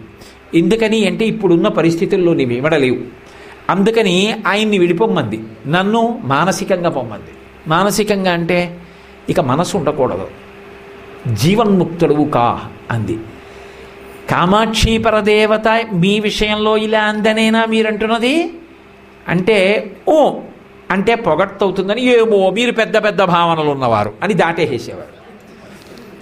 ఆ స్థాయి అలా ఉంటుంది వాళ్ళది. అది అనుకరించడానికి వీలు కాదు. అందుకే మీరు ఎప్పుడు ఒక సిద్ధాంతం గుర్తుపెట్టుకోండి, జ్ఞానిని అనుకరించరాదు, జ్ఞానిని అనుకరించలేవు, అజ్ఞానిని అనుకరించరాదు. జ్ఞాని ఉన్నాడనుకోండి, ఆయన చేసేటటువంటి పనులు మనం కూడా చెయ్యాలని అనుకోకూడదు. చంద్రశేఖరేంద్ర సరస్వతి స్వామి వారి వీపుకి చెదపురుగులు కొరుకుతుంటే ఆయన అలా కూర్చోగలరు. నేను కూడా అలా అనుకరిద్దాం అనుకుంటే లేనిపోని ఉపద్రవం వస్తుంది. ఆ స్థాయికి వెళ్ళాక నువ్వు అనుకరించక్కర్లేదు, నువ్వు అలా ఉంటావు. అజ్ఞానిని అనుకరించరాదు. అజ్ఞాని తండ్రికి తద్దినం పెట్టడం, వాడు మానేశాడు, నువ్వు మానేకు. జ్ఞానిని అనుకరించలేవు, అజ్ఞానిని అనుకరించరాదు. ఈ రెండిటి మధ్య భేదం తెలుసుకుని ప్రవర్తిస్తే సాధన. సాధన పండితే జ్ఞాని. ఆ స్థాయికి వెళ్ళిపోయినటువంటి మహాపురుషులు ఎవరుంటారో వాళ్ళకి అనేక సిద్ధులు వస్తాయి. అదే శంకర భగవత్పాదులు దక్షిణామూర్తి స్తోత్రంలో చెప్తున్నది. సర్వాత్మత్వమితి స్ఫుటీకృతమిదం యస్మాదముష్మిన్స్తవే తేనాశ్వ శ్రవణాత్ తదర్థ మననాత్ ధ్యానాచ్చ సంకీర్తనాత్. సర్వాత్మత్వమితి స్ఫుటీకృతమిదం, దానితో పాటుగా ఇతరమైన సిద్ధులన్నీ కూడా వస్తాయి. అది అత్యంత పై స్థాయిలోది, అంతటా ఈశ్వరుణ్ణి చూడ్డం. దానితో పాటుగా సిద్ధులు వశమైపోతాయి. కానీ సిద్ధులకు వశపడిపోయిన యోగున్నాడు అనుకోండి, అది జారిపోతుంది. అందుకే సిద్ధి యోగికి ఎటువంటిది అంటే కాకి రెట్ట వంటిది అన్నారు. బట్ట మీద కాకి రెట్ట పడింది అనుకోండి, ఇక్కడ ఓ చిన్నది ఇలా నల్లడోరియా, ఇలా ఓ చిన్న నల్లడోరియా ఉంటే బాగుండు నా లాల్చీకి అనుకున్నాను అనుకోండి. 2 రెట్టలు పడ్డాయి అనుకోండి, బాగా పడ్డాయని ఊరుకుంటానా? గోటితో కొట్టి కడిగే వేసుకుని చేయి కడుక్కుంటాను. అలా సిద్ధులు యోగికి ఎటువంటివి అంటే కాకి రెట్ట వంటివి. ఈ మాట నేను చెప్పట్లేదు, సురేశ్వరాచార్యుల వారు దక్షిణామూర్తి స్తోత్రానికి చేసినటువంటి వ్యాఖ్యానంలో చెప్పిన మాట. ఏమండి, కాకి రెట్ట వంటివి అని చెప్పారు ఆయన. ఎందుకని అంటే అనుషంగిక ప్రయోజనాన్ని ఇస్తాయి, దాన్ని పట్టు కూర్చుంటే ప్రధాన ప్రయోజనం నాశనం అయిపోతుంది. నేను మీకు బాగా అర్థమయ్యేటట్టు చెప్పాలి అంటే, విశేషమైన వాన బయట తడిచిపోయి భర్త ఇంటికి వచ్చాడు, ఒళ్ళు తుడుచుకుని పొడిబట్ట కట్టుకుని ఒళ్ళు వణికిపోతుంది, వేడిగా ఏదైనా చేసి పెట్టవే అన్నాడు. ఆవిడికి చలిదు, అంత చలిగా లేస్తుంటే వెళ్ళి పొయ్యి వెలిగించి ఏదో పదార్థం పచనం చేస్తోంది. పొయ్యిలో ఉన్న అగ్నిహోత్రపు వేడికి ఆవిడికి ఒళ్ళు వెచ్చగా ఉంది. అబ్బా ఎంత హాయిగా ఉందో అని ఆవిడ కూడా హాయిగా ఉందని అలా కళ్ళు మూసుకుని నించుంది. ఇప్పుడు ఆవిడ పొయ్యిలోని మంట యొక్క వేడికి ఆశపడి గిన్నెలో ఉన్న పదార్థాన్ని పచనం చేయడం వదిలేసింది అనుకోండి, ఆవిడ ఒడ్డుకి వెచ్చగా ఉంటుందేమో కానీ భర్త గారికి పెట్టడానికి పదార్థం ఉండదు, మాడిపోతుంది. తనకి వెచ్చగా ఉన్నా మాడిపోతుంది ఏమో అన్నప్పుడు అగ్నిహోత్రాన్ని నిధనం చేసేసినటువంటి ఇల్లాలిలా అనుషంగిక ప్రయోజనమైనటువంటి సిద్ధుల గురించి పట్టించుకోకుండా పచనం అవుతున్న పదార్థం లాంటి ఆత్మతత్వాన్ని మాత్రమే యోగి పట్టుకుంటాడు. అందుకే సిద్ధుల ప్రకటన మీద వారికి అనురక్తి ఉండదు. కానీ ఒక్కొక్కసారి తనని ఆశ్రయించినటువంటి భక్తులను ఉద్ధరించడానికి వారి కారుణ్యానికి హద్దు ఉండదు. ఆ హద్దు లేని కారుణ్యంతో చిన్న చిన్న విషయాల్లో గొప్ప గొప్ప సిద్ధిని ప్రకటిస్తారు. అది వినడానికి చాలా ఆశ్చర్యంగా ఉంటుంది. దీనికి ఇంత సిద్ధి ఎందుకు ప్రకటించారనిపిస్తుంది మనకి. అది హద్దులేని కారుణ్యం అంతే. అందుకే శృతి స్మృతి పురాణానాం ఆలయం కరుణాలయం నమామి భగవత్పాద శంకరం లోకశంకరం. సమస్త ప్రాణులలో ఉన్న భావనలు తెలుసుకోగలుగుతారు ఒకసారి ఆ స్థాయికి వెడితే. అదే కాదు వ్యాసుల వారి చరిత్ర. వ్యాసుడు శుకుడు ముందెళ్ళిపోతున్నాడు. శుకుడు పుట్టుకతో జ్ఞాని. పుత్రా పుత్రా పుత్రా అని అరుస్తున్నాడు. కొడుకు పలకలేదు, జ్ఞాని వెళ్ళిపోతున్నాడు. కానీ ఆయన అంతటా ఆత్మగా నిలబడి ఉన్నవాడు. ఆయన పలకకపోతే చెట్లు పలికాయి, ఓ తండ్రి తండ్రి తండ్రి అన్నాయి. అంటే అంతటా నిండిపోయినవాడు శుకుడు. అందుకే కారణజన్ముడు. శంకరాచార్యుల వారు వామదేవుడు శుకుడు పుట్టుకతో కారణజన్ములు జ్ఞానులు అన్నారు. అలా అంతటి జ్ఞాని ఆ స్థాయికి తపస్సు చేత వెళ్ళిపోయి గురుచరణములో మాత్రం విడిచిపెట్టారు. అందుకే ఆకర్ణ శరీరం విడిచిపెట్టేసే ముందు కూడా కలవై వంక తిరిగి ఒక నమస్కారం, మహాలక్ష్మమ్మ వారు తల్లిగారి చిత్రపటం వేద పాఠశాలకు పట్టుకెడుతుంటే దాని వంక చూసి ఒక నమస్కారం చేశారు. ఈ శరీరాన్ని ఇచ్చింది అమ్మ, ఇక మళ్ళీ శరీరం రాకుండా అనుగ్రహించింది జ్ఞానం చేత గురువు. ఇద్దరికీ నమస్కారం చేసి శరీరాన్ని వదిలిపెట్టి బ్రహ్మీభూతులయ్యారు. అది జ్ఞాని లక్షణం. కానీ ఒక్కొక్కసారి ఆ సిద్ధిని ప్రకటించేటప్పుడు మాత్రం చమత్కారంగా ఉంటుంది. ఏ కారణానికి చేస్తున్నారు అంటే అది హేతువు నాకు అందదు. అలా అందకపోవడం వారి యొక్క హద్దులేని కారణం. ఏదో రామచంద్రమూర్తి గురించి చెప్తూ గోపరాజు గారు మాట అంటాడు, దాశరథి కరుణాపయోనిధి అంటాడు. నీ కరుణ సముద్రం వంటిది, దాని లోతు ఎలా తెలియదో నీ కారుణ్యం కూడా అలాగే తెలియదు. ఎందుకంత కారుణ్యంతో ఉంటావంటే చెప్పలేం. నేను ఈ మాట అన్నప్పుడు మీకు నేను ఒక ఉదాహరణ చూపిస్తే మీరు బాగా పట్టుకుంటారు. ఒకానొకప్పుడు ఏమైందంటే నవరాత్రులు అవుతున్నాయి, ఎక్కడెక్కడి నుంచో బోలెడన్ని పూలగంపలన్నీ వచ్చేవి. అందులో మహాస్వామి వారు పూజలు చేసిన రోజులు, అంతమంది భక్తులు. ఆయన పూజ అంతా పూర్తి చేసి మెట్లు దిగి కిందకు వచ్చారు.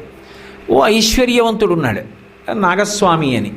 ఆయన గబగబా ముందుకు వచ్చాడు నమస్కారం పెడదామని. స్వామివారు పక్కనున్న తట్టలోంచి మొగలి పువ్వు తీశారు. అది చూడగానే ఆయన వెనక్కి వెళ్ళిపోయాడు. వెనక్కి వెళ్ళిపోగానే ఈయన ఏం చేశారు, పేరు తెలియదని మీరు అనుకోకండి. ఇందాక సుఖబ్రహ్మ వృత్తాంతం చెప్పానుగా, సమస్త ప్రాణుల యందుంటారు. ఇప్పుడు మీకు ఒక్కటేనండి తేలిగ్గా అర్థమయ్యేట్టు చెప్పాలంటే ఒక్క మాట వాడతా, మీకు అర్థమైపోతుంది. ఇలా అంటే నేనంటాను, మీరైతే ఏమంటారు? ఇలా అని నేనంటారు కదా. ఇది నేను, మీకు మీరు నేను. కానీ ఇక్కడ నేనన్నవాడిని మీ దగ్గరికి వచ్చేటప్పటికి నువ్వు అంటాను. ఈ నేను అక్కడ నువ్వు అవ్వడం మధ్యలో మాయా అన్న మహాసముద్రం అంతా ఉంటుంది. ఈ నేను బాగుండాలా, నువ్వే ఏమైపోయినా పర్వాలేదు, అక్కడ జ్ఞానం అంతా వస్తుంది. జ్ఞాని విషయంలో ఏమవుతుందంటే ఈ నేను ఆ నేను అభేదం, అఖండం. అందుకే ఖండము సాధన, అఖండము ఫలం. ముక్కలు ముక్కలుగా మొదలుపెట్టి రెండుగా మొదలుపెడితే సాధన, అఖండం. ఇంకా రెండు, ఖండము కాదు, ముక్క కాదు, అంతటా ఒక్కటే, అదే ఫలితం జ్ఞానం. ఆ అఖండ మండలాకారం అంటుంటాం కదా, గురువుని స్తోత్రం చేసినప్పుడు ఆ అఖండ స్థాయిని పొందేస్తాడు గురువు. అదిగో ఆ స్థాయికి వెళ్ళిపోయారు మహాస్వామి.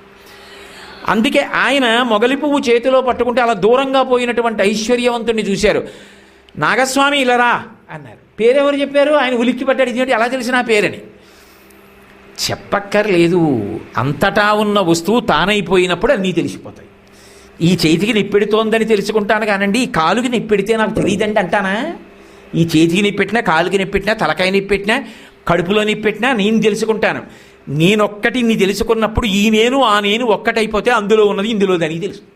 అంతకన్నా తేడా ఉంటుంది. అందుకే పేరేమిటి, అన్నీ తెలుస్తాయి, అన్ని భావాలు తెలుస్తాయి. ఆయన అన్నారు, నాగస్వామి నీకు ఇవ్వనులే, మొగలి పువ్వు నీకు ఇస్తాననుకుంటున్నావా? ఇవ్వను అన్నారు. ఎందుకని అంటే వాళ్ళ వంశంలో అలవాటు ఉంది, వాళ్ళు మొగలి పువ్వు ముట్టుకోరు. వాళ్ళు మొగలి పువ్వు ముట్టుకుంటే వాళ్ళకి ఆపద వస్తుందని ఓ నమ్మకం. ఒక్కొక్కడికి ఒక్కొక్క పిచ్చి ఉంటుంది, వాళ్ళకి ఆ పిచ్చి ఉంది. అందుకని వాళ్ళు మొగలి పువ్వు ముట్టుకోరు. నీకు ఇవ్వనులే. ఎందుకు కేద పెట్టడం అనవసరంగా? ప్రసాదం చేతిలో పెడితే వాడు ఏం చేయాలో తెలియ కొట్టుకుంటాడు. అందుకని నీకు ఇవ్వనులే అన్నారు. మరి పక్కనున్న వాళ్ళందరూ వింతగా చూశారు. మరి మొగలి పువ్వు ఎందుకు పట్టుకున్నారు? ఏదో అమ్మవారు పట్టుకున్నట్టుగాను, రక్తోత్పలం బిభ్రతీం అన్నట్టు అని చూస్తున్నారు. ఆయన అన్నారు, ఒక ముసలి సువాసిని ఒక అరగంటలో ఈ మొగలి పువ్వు కోసం పరిగెత్తుకొస్తోంది, అందుకు పట్టుకున్నాను అన్నారు. దాన్ని వదలలేదు, అలాగే పట్టుకున్నారు. ఈలోగా వచ్చిన వాళ్ళందరితో మాట్లాడుతున్నారు, ఏదో ప్రసాదం ఇస్తున్నారు, పలకరిస్తున్నారు, అయిపోయింది. మర్చిపోయారు. ఈలోగా కొంతమంది అరగంటలో ఎవరు వస్తారు అని ఎదురు చూస్తున్నారు. నిజంగా నిజమవుతుందా? ఈ అక్కర్లేని ఉత్కంఠలు చాలామందికి ఉంటాయి. అసలు వారు చెప్పింది ఏమిటో గుర్తెట్టిపోవడం కన్నా ఇలాంటి వాటి మీద ఎంత అనురక్తి ఉంటుందో కొంతమందికి. కాబట్టి అరగంట అవుతుంది, వస్తుందా 30 నిమిషాలు అయింది. ఎవరో ముసలావిడ లోపలికి వచ్చి తప్పుకోండి నాకు బస్సు టైం అవుతోంది, మహాస్వామి దర్శనం చేయాలి, తప్పుకోండి అంటుంది. అరగంటలో వస్తుందన్నారు కదా, అందరూ దారిచ్చారు. ఏదో కృష్ణుడు ఎడుతుంటే విమానానికి దారిచ్చేసినట్టు, రాముడికి సముద్రం దారిచ్చేసినట్టు. ఆవిడ తిన్నగా వెళ్ళి మహాస్వామి వారి దగ్గర నమస్కారం పెట్టి నించుంటే ఆయన అన్నారు, ఏమమ్మా నువ్వు దూసి మామమ్మాపూర్ నుంచేనా వచ్చావు అన్నారు.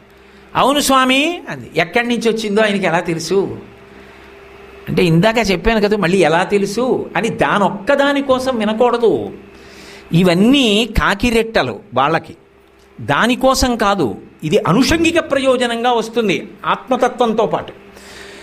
ఆయన అన్నారు, నీ మనవరాలికి కాంచీపురం వెళ్ళి మొగలి పువ్వు పట్టుకొస్తాను, నీకు మొగలి పువ్వుతో జడేస్తానని చెప్పొచ్చావా? ఇంటి దగ్గర నీ మనవరాలు ఎదురు చూస్తోందా? కాంచీపురం అంతా వెతికినా నీకు మొగలి పువ్వు దొరకలేదా? పేరిందేవి అమ్మాళ్ళ దగ్గర నుంచి మొగలి పువ్వు వచ్చిందిలే, పట్టుకెళ్ళి నీ మనవరాలకి జడై అని ఇచ్చారు.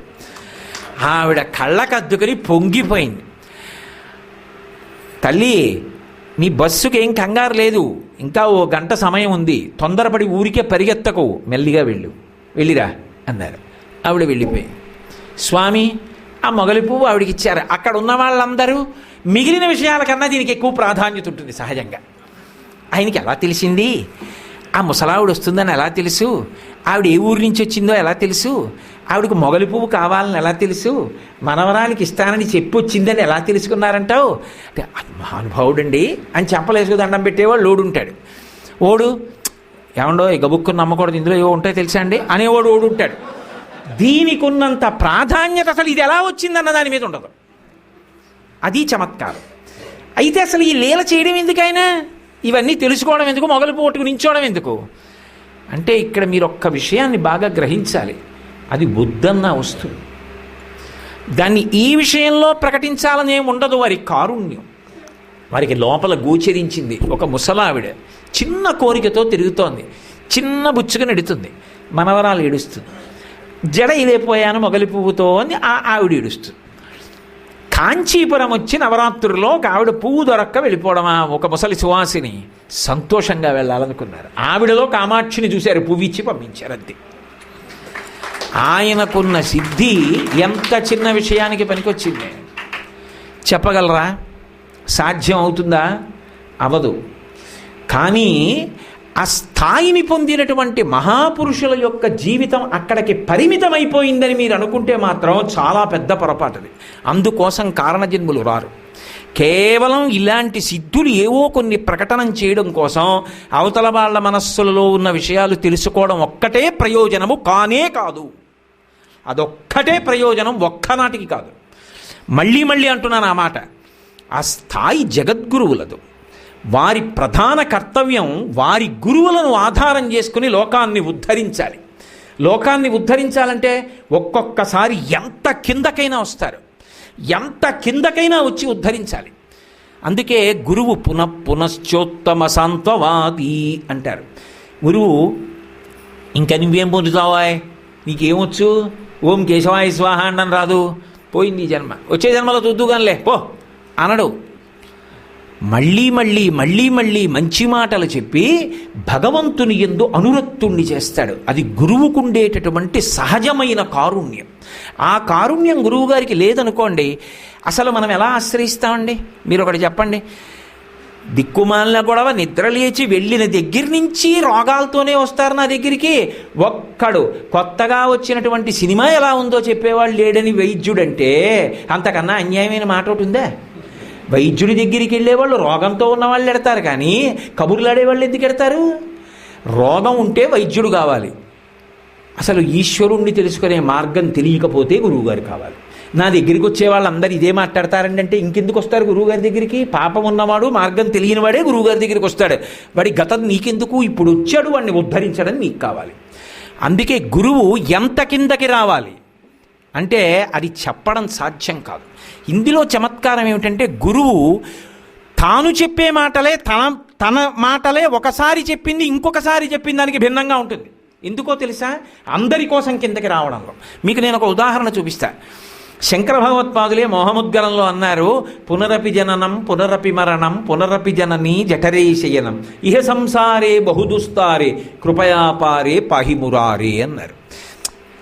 అమ్మ కడుపులో పుట్టడం, చావడం, మళ్ళీ ఏదో అమ్మ కడుపులోకి వెళ్ళడం, ఏదో ఒక ఆడజన్మ ఎత్తింది, మల్లికార్జునుడి దర్శనానికి వచ్చింది, శివలింగం మీద తల తాటించింది, ఈ జన్మకింతేర మల్లనా అంది, 2 కన్నీటి బొట్లు విడిచిపెట్టింది.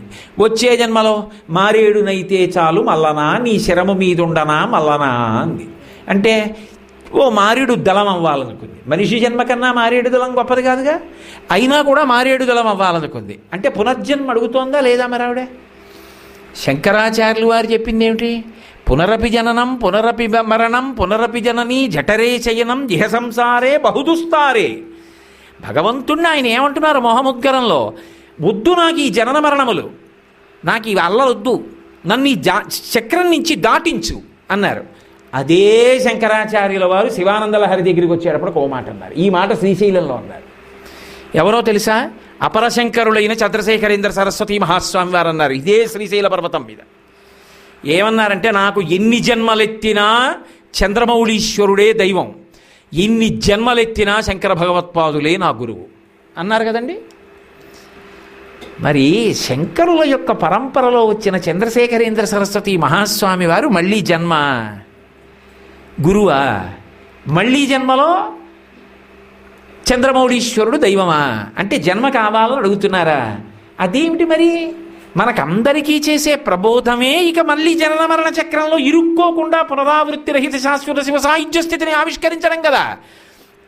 అంటే పునరపి జననం పునరపి మరణం అని శంకరాచార్యుల వారు ఏ మహోద్గరంలో చెప్పారో అదే శంకరాచార్యుల వారు శివానంద లహరిలో ఏమన్నారో తెలుసా? నరత్వం దేవత్వం నగవన మృగత్వం మశకత పశుత్వం కీటత్వం భవతు విహగత్వాది జననం సదా త్వత్పాదాబ్జ స్మరణ పరమానందలహరీ విహారాసక్తం చేదు హృదయమివ కింతేన వపుషా అన్నారు. స్వామి, నాకు పునర్జన్మ వద్దని నేను నిన్ను అడగడం లేదు. ఎవరు? శంకర భగవత్పాదులు అన్నమాట. అదే మీరన్నారు. ఆయన అన్నారు, నరత్వం, నాకు మనుష్య జన్మ మాత్రమే, మళ్ళీ జన్మ ఉంటే ఇయ్యని నేను అడగను. నరత్వం, నరజన్మిస్తావా? ఈ దేవత్వం, నన్ను దేవతం చేస్తావా? చెయ్యి. నరత్వం దేవత్వం నగవన మృగత్వం, నన్ను ఓ కొండ చేస్తావా? చెయ్యి. ఓ జంతువు చేస్తావా? చెయ్యి. ఓ పురుగుని చేస్తావా? చెయ్యి. నీ ఇష్టం. ఏ శరీరం అన్నది నేను అడగనాయా? కింతేనవ పుష, ఈ దిక్కుమాల శరీరంతో ప్రయోజనం ఏమిటండి స్వామి? ఏ శరీరం అన్ని మనుష్య జన్మ ఎత్తి ఆయన ఒక్కడ అక్కర్లేకుండా మిగిలినవన్నీ కావాలన్న దానికి ఎందుకండి ఆ జన్మ? కానీ ఏ వేదంబు పఠించలూత భుజగంబే శస్త్రముల్ సూచతా నైవిద్యాభ్యాసమనర్చె కరిచించే మంత్రమూహించ బోధావిర్భావ నిధానముల్ చదువులయ్యా కాదు మీ పాద సంసేవాసక్తియ కాకజింతు తదికిన్ శ్రీకాళహస్తీశ్వర. మరి పరమేశ్వరుడు కావాలనుకున్న పాము, ఏనుగు, సాలెపురుగు క్షేత్రానికి పేరే అవి అయి కూర్చున్నాయి, స్వామి పేరే అది అయి కూర్చున్నాయి శ్రీకాళహస్తీశ్వరుడని. అయినప్పుడు ఈ శరీరంతో కాదు సంబంధం. నువ్వు ఏ జన్మనిస్తావని నేను అడగను. నరుణ్ణి చెయ్యి, దేవతని చెయ్యి, పురుగుని చెయ్యి, కీటకాన్ని చెయ్యి, పక్షిని చెయ్యి, చెట్టుని చెయ్యి, మారేడుదలాన్ని చెయ్యి, కొండని చెయ్యి, నాకు బెంగలేదు. ఏ శరీరం ఇస్తావని నేను అడగట్లేదు. నాకు ఇవ్వవలసింది మాత్రం అడుగుతున్నాను. ఏమి ఇవ్వాలో తెలుసా? నాకు ఇవ్వవలసింది నరత్వం దేవత్వం నగవన మృగత్వం మశకత పశుత్వం కీటత్వం భవతు విహగత్వాది జననం సదా త్వత్పాదాబ్జ స్మరణ పరమానందలహరీ విహారాసక్తం. ఏ జన్మలో ఉన్నా నీ పాదముల యందు మాత్రము పరమ భక్తితో ఎప్పుడు ఆ పాదముల నుంచి స్రవించేటటువంటి మందారమ కరందపానము చేసి మత్తిల్లిపోవాలి. ప్రహ్లాదుడు చెప్పుకున్నట్టుగా అంబుజోదర దివ్యపాదార వింద చింతనామృతపాన విశేషమత్త చిత్తమే రీతి ఇతర విషయంబు చేర నేర్చు వినుతగుడ శీల మాటలు వేయునేల అన్నట్టుగా ఏ శరీరంలో ఉన్నానన్న దానితో సంబంధం లేదు. ఏ శరీరంలో ఉన్నా నీ పాదముల యందు నేను అనురక్తుడను కావాలి. ఇక్కడ మీరొక్కటి గుర్తుపెట్టుకోండి. కేవలము జన్మరాహిత్యాన్ని ప్రధానంగా జ్ఞానము చేత కైవల్యాన్ని పొందడాన్ని ప్రతిపాదించేటటువంటి శంకర భగవత్పాదులు తద్విరుద్ధంగా శివానందలహరిలో పునర్జన్మని ఇచ్చినా పర్వాలేదన్నారు. అంటే దాని అర్థం శంకరాచార్యుల వారు 2 చోట్ల 2 విరుద్ధమైన వాదనలు చెప్పారని కాదు. ఒక్కొక్కరి యందు ఒక్కొక్క ఆసక్తి ఉంటుంది. ఒక్కొక్కరి ఆసక్తి ఎలా ఉంటుందంటే, మనుష్య జన్మనెత్తి ఏం సాధించాను? మారేడు దళాన్నై ఒక్కరోజు బతికినా ఆ మల్లన శివలింగం మీద నేను ఉండగలిగితే చాలు. ఆ తర్వాత నన్ను ఉత్తర దిక్కుగా పానవట్టంలోంచి నిర్బాల్యంగా పక్కకి తీసేసినా నా జన్మ అక్కడతో పరిసమాప్తమైపోయినా చాలు. 90 ఏళ్ళు బతికి చిట్ట చివర ఇప్పుడొచ్చి నిన్ను ముట్టుకున్నాను. ఏమైపోయినట్టు నా జన్మ? ఆర్తి కలిగిన వారు మరి ఉత్తర జన్మలో సేవించాలని కోరుకోరా? అందుకే ఆ స్థాయి వారి కోసం శంకరుడు ఆ భక్తి ఉన్న పునర్జన్మ సిద్ధాంతాన్ని తిరస్కరించి మాట్లాడలేదు. ఆ శంకరుల అడుగుజాడలలో నడిచే చంద్రశేఖరేంద్ర సరస్వతి స్వామి శ్రీశైల పర్వతం మీద అదే మాట మళ్ళీ చెప్పారు. అంటే గురువు ఏ స్థాయిలో ఉన్నవాణ్ణి ఆ స్థాయిలో పెంచి పోషించి మాట్లాడాలి. వీడు ఈ స్థాయిలో ఉన్నాడు కాబట్టి పాడైపోతాడని వదిలిపెట్టడానికి వీల్లేదు. అహరహం కావలసింది ఏమిటి అంటే నిరంతర బోధ చేస్తూ ఉండాలి. ఏది తన సొంతమైంది కాదు, తనకి పైన గురువులు ఏం చెప్పారో అదే. శంకరాచార్యుల వారు చెప్పినటువంటి మాటలన్న గాడి తప్పడానికి వీల్లేదు. రైలు చక్రాలు ఎప్పుడు పట్టాలని ఆశ్రయించి ఎలా పరిగెడతాయో, శంకరాచార్యుల వారు చెప్పిన మాట చెప్పడం వినా ఇక నేను చెప్పడానికి ఏమీ లేదు. అంతా ఆయన చెప్పారు, ఆయన చెప్పింది నేను చెప్తే వాళ్ళకి అర్థమయ్యేట్టు నా జన్మకి కృతకృత్యుడైనట్టే అన్న భక్తితో చెప్పగలగాలి. చెప్పడం ప్రధానం కావాలి. చెప్పడంలో బడలికి ఉండకూడదు. అలా చెప్తూనే ఉండాలి. అది తన యొక్క సహజమైన సమాధి స్థితికి ప్రతిబంధకం కావచ్చు, అయినా ప్రబోధం చేస్తూనే ఉండాలి. అది చేసిన వాడెవరో వాడు కారణ జన్ముడు. ఎందుకో తెలుసా? శరీరం ఉండదు, వెళ్ళిపోయి తీరుతుంది. అది మహాస్వామి వారిది కావచ్చు, శంకరాచార్యుల వారిది కావచ్చు, మహాదేవేంద్ర సరస్వతీ స్వామి వారిది కావచ్చు, చంద్రశేఖర భారతీ స్వామి వారిది కావచ్చు. ఉండదు, శరీరం వెళ్ళిపోతుంది. ఏది ఉండిపోతుంది? ఆ శరీరంలో ఉండగా వారు మనకి మార్గనిర్దేశనం చేసి చెప్పిన మాటలు ఏ ఉన్నాయో అవే మన జీవితాలకి దిక్సూచిలు. అయినప్పుడు వారు ఏవి మాట్లాడారు, ఎక్కడ మాట్లాడారు, ఎవరిని ఉద్దేశించి మాట్లాడారు, ఆ మాటలు మననం చేసుకుంటే అవి మనని ఉద్ధరిస్తాయి. ఆ విషయంలో వారు ఎంత కృతకృత్యులయ్యారన్న దాన్ని బట్టి వారు ఎంత సఫలీకృతులయ్యారో, ఎన్ని కోట్ల మందికి దార్శనికులయ్యారన్న దాన్ని బట్టి వారి వైభవం ఆధారపడి ఉంటుంది. నాని పాల్కీవాలా మాట్లాడుతూ మాట అంటాడు, members of the dominant minority అంటాడు. కోట్ల మందిని ఉద్ధరించే వాళ్ళు లక్షల మంది ఉండరు. కోట్ల మందిని ఉద్ధరించేటటువంటి వాళ్ళు వేళ్ల మీద లెక్క పెట్టే వాళ్ళు ఉంటారు. అవతల వారి మనసుకి అర్థమయ్యేటట్టుగా ఆర్తితో ఒక్క 5 నిమిషాలైనా సరే మాట్లాడినంత మాత్రం చేత అవతల వారి మనస్సు మారి భగవంతుని వైపు తిరిగేటట్టుగా చేసి తనని ఆశ్రయించి వచ్చిన వాళ్ళందరినీ ఉద్ధరించడానికి కంకణం కట్టుకొని మహానుభావుడై ఆయన అధిగత తత్వ శిష్యహితయోద్యత సతతం, ఆయన తత్వాన్ని తెలుసుకున్నవారే ఎప్పుడూ అందరినీ ఉద్ధరించే ప్రయత్నంతో రకరకాలుగా ఆ మార్గంలో ప్రబోధం చేసి చేసి చేసి ఎన్ని కోట్ల మందిని ప్రభావితం చేశారో అటువంటి వారు వేళ్ల మీద లెక్క పెట్టే వాళ్ళై ఉంటారు. వాళ్ళు ఒక శతాబ్దం మొత్తం మీద ఒక్కరే రావచ్చు, ఒక్కొక్కసారి 500 సంవత్సరాలకు ఒక్కరే రావచ్చు. కానీ వారు ఎప్పుడు వచ్చారన్న దానితో సంబంధం ఉండదు. వారు వచ్చి వెళ్ళిపోయిన తరువాత కూడా వారి యొక్క తేజస్సు మాత్రం తన శిష్యులను అలా కాపాడుకుంటూనే ఉంటుంది, నిరంతరం కాపాడుకుంటూ ఉంటుంది. అది కాక ఆయన శరీరంతో ఉండగా లోకానికి జరిగే మహోపకారం ఏమిటంటే ఆ బోధ. మీకు నేను ఒక్క ఉదాహరణ చెప్తా. చంద్రశేఖరేంద్ర సరస్వతి మహాస్వామి వారు ఒకప్పుడు ఒక సభకి వెళ్ళారు. ఆయనని చూడాలని కొన్ని వేల మంది వస్తూ ఉండేవారు, వేలు మీద. తమిళ దేశంలో అయితే కాకమాకం అన్న గ్రామంలో అయితే ఆ ఊళ్ళు కదిలి వచ్చేస్తే ఎక్కడ నిలబడితే కనపడతారు అన్న విషయంలో అగమ్యగోచరమైన స్థితి ఏర్పడితే నిచ్చెనేసుకుని పెంకుటింటి పైకెక్కి పెంకుటింటి మీదకెక్కి అభయహస్తం చూపించారు. ఆయనని చూస్తే చాలు అని పరితపించిన వాళ్ళు అన్ని వేల మంది ఉండేవారు, అన్ని కోట్ల మంది ఉండేవారు. ఉన్నప్పుడు ఆయన కనపడి వెళ్ళడం కాదు, మీరు ఎంతసేపు మాట్లాడారు కాదు, ఏమి మాట్లాడి ఉద్ధరించారన్నది ప్రధానం. ఎందుకంటే వాక్కు అగ్నిహోత్రం. ఒక్కొక్కసారి మాట్లాడారంటే కొన్ని కోట్ల మందిని ఉద్ధరించాలంతే. ఒకానొక సభకి వెళ్ళారు, కనుచూపు మేర జనం. ఆయన వచ్చిన వాళ్ళు ఉత్తినే వస్తారండి, పీఠాధిపతుల దర్శనానికి అరటి పళ్ళు అట్టుకుని, యాపిల్ పళ్ళు అట్టుకుని, బత్తాయి పళ్ళు అట్టుకుని, పువ్వులు అట్టుకుని అన్నీ పట్టుకుని వస్తారు, పటికి బెల్లం పట్టుకుని, జీడిపప్పు పట్టుకుని వస్తారు. ఆయన తినాలా అవన్నీ? ఆయనకి కావాలా? ఆఖరాఖరణ ఆయన పేగులు అంటుకుపోయాయి లోపల. ఆకలి వేసినప్పుడు అన్నం తినక, ఏమి విశ్వనాథ శాస్త్రి గారు వైద్యులు వచ్చి పరీక్ష చేస్తే వైద్యుల్ని పక్కకి పిలిచి ఆయనే చెప్పారు, నాకే తెలుసు, నేను దీనికి ఆకలేసిన వేళ పట్టున తినక దీని లోపల పేగులు అంటుకుపోయాయి, నాకు తెలుసు అని చెప్పారు. ఆయనకి దాని మీద దాని మీద ఆసక్తి లేదు. ఆయన ఈ వచ్చిన వాళ్ళందరినీ చూసి ఒక మాట అన్నారు, ఇన్ని వేల మంది నా కోసం వచ్చారు, మీ అందరూ నాకు ఇవ్వాలని ఏవేవో తెచ్చారు, నేను సన్యాసిని, వృద్ధుణ్ణి, మిమ్మల్ని అందరినీ యాచిస్తాను. భిక్షాటన చెయ్యవచ్చుగా సన్యాసి, మిమ్మల్ని అందరినీ భిక్ష అడుగుతున్నాను, నేను అడిగింది ఇస్తారా అని అడిగారు. మహాస్వామి అంతటి వారు భిక్ష అడుగుతున్నాను ఇవ్వండి అంటే ఆ ఊరి జనం పంట పండినట్టు కాదు, ఇచ్చేస్తాం అన్నారు. ఎవ్వరూ ఇవ్వలేనిది కాదు, అందరూ ఇవ్వగలిగినదే అడుగుతాను అంటే, అమ్మో ఏమన్నా నేను ఇవ్వలేనేమో, 2 ముత్యాలు ఇమ్మంటారేమో, 4 వజ్రాలు ఇమ్మంటారేమో అన్న బెంగేం లేదుగా. అందులో ఆయన అడుగుతారా అలాంటివి? ఇచ్చేస్తాం అన్నారు. ఆయన అన్నారు, ఇకపైన మీరు ఎంతకాలం జీవిస్తారో అంతకాలంలో ప్రతిరోజులో ఒక 10 నిమిషాల సమయం మాత్రం మీది కాదు, నాకు ధారపోసేయండి ఈ సభలో.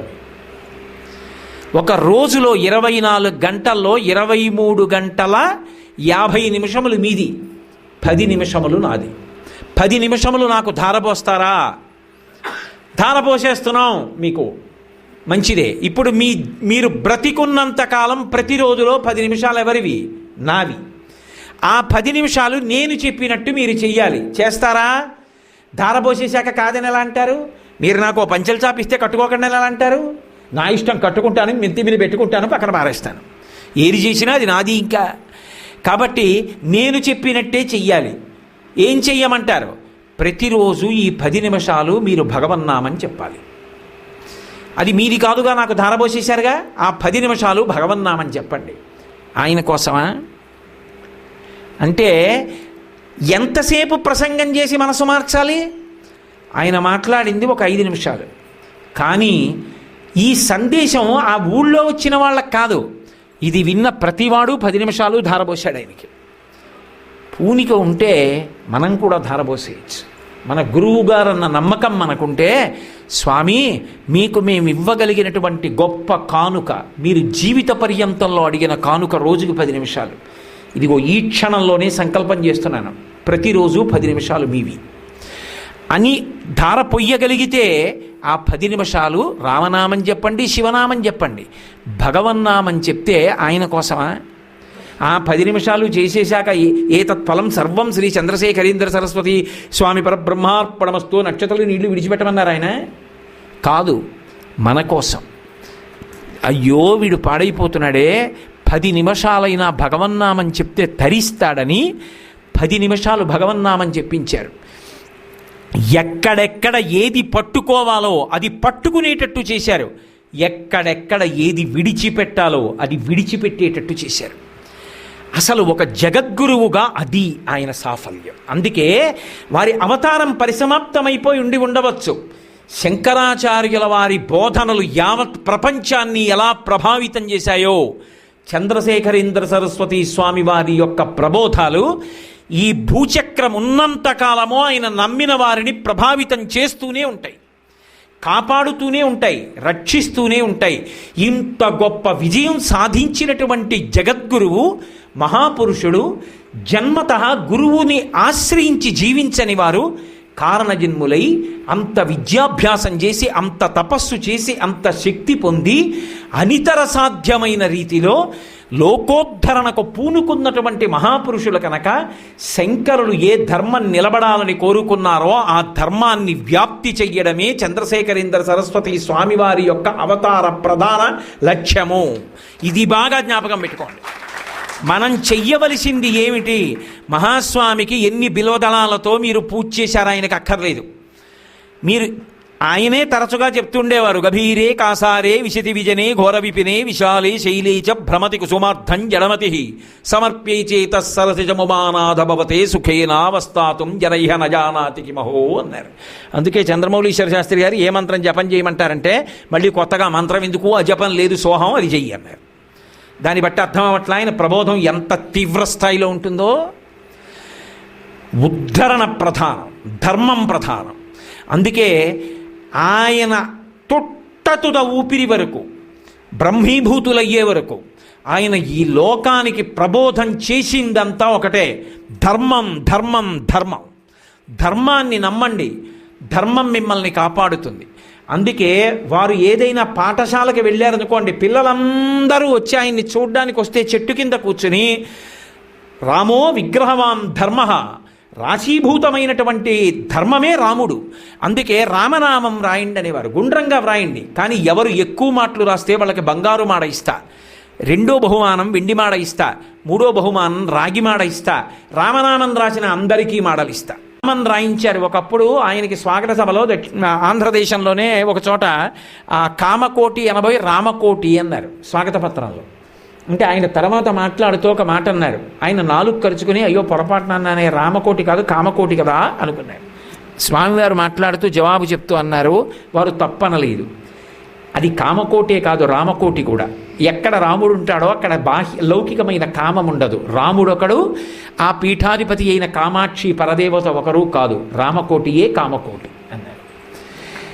ధర్మం, ఆ ధర్మం కోసం మహానుభావుడు పరితపించారు. ఆ ధర్మాన్ని ప్రబోధం చెయ్యడానికి అలుపెరగకుండా పర్యటనలు చేశారు. ఆయనే నిజంగా ఐశ్వర్యాన్ని కోరుకుంటే, ఆయనే డబ్బు సంపాదించాలి పీఠానికి అనుకుంటే, ఆయనే పీఠానికి ఎన్నో ప్రాంగణాలు కట్టాలి అని అనుకుని ఉంటే చంద్రశేఖరేంద్ర సరస్వతి స్వామి వారు పల్లెటూళ్లలో కన్నా పట్టణాల్లో ఎక్కువ పర్యటనలు చేసి ఉంటే కామకోటి పీఠానికి తర్వాత ఒక 108 మంది పీఠాధిపతులు వచ్చినా తరగని సంపద వచ్చి ఉండేది. నాతో అంగీకరిస్తారా విశ్వనాథ శాస్త్రి గారు? కానీ పట్టణాలకి వెళ్లకుండా ఎక్కడ భిక్ష చేశారో అక్కడ ఉండకుండా మరునాడు సాయంకాలానికి బయలుదేరి ఇంకో పల్లెటూరు వెళ్ళేవారు. పరమ పల్లెటూరులకి వెళ్ళి ఎక్కడ భక్తి ఉందో అక్కడికి. వారి నాన్నగారు పిలిస్తే రాలా? ఎన్ని చోట్లకి, ఎన్ని పల్లెటూళ్ళు ఆర్తి పొందాలి మనసులో, అంతే. ఓ బ్రాహ్మణుడు మహాస్వామి వారు వస్తే బాగుండని కోరుకున్నాడు. విపరీతమైన జనం, నాకెక్కడ దర్శనం అవుతుందని వెళ్ళిపోయాడు. ఆయన సర్వజ్ఞులు, ఆయనకి తెలియదు. ఆయన వెడుతూ ప్రత్యేకం మేనా బ్రాహ్మణుడి ఇంటి ముందు ఆపించి పడుకున్నాడు. లేపకండి, వస్తాడని బయట అరుగు మీద కూర్చున్నారు. ఏమి దయామయులు! ఆ బ్రాహ్మణుడు తెల్లవారకట్ట నిద్రలేచి బయటికి వచ్చాడు. ఇలా చూసేటప్పటికి మహాస్వామి కూర్చున్నారు. హడిలిపోయి అక్రూరుడు నేల మీద స్వర్ణదండంలా పడిపోయాడు. అమ్మ బాబోయ్, నా తండ్రి, నా దైవం, నా గురువు వచ్చి అరుగు మీద కూర్చుంటే లోపల పడుకున్నానా అని. అంతటి కరుణామూర్తి. అటువంటి వారిని నమ్మి ఒక్క నమస్కారం చేస్తే చాలు, మన ఉద్ధరణ ఆయన చూసుకుంటారు. అది పూనిక. ఆ పూనిక మనం పొందితే ఆయన సంతోషిస్తారు. ధర్మమునందు మనం అనురక్తి పొందితే ఆయన సంతోషిస్తారు.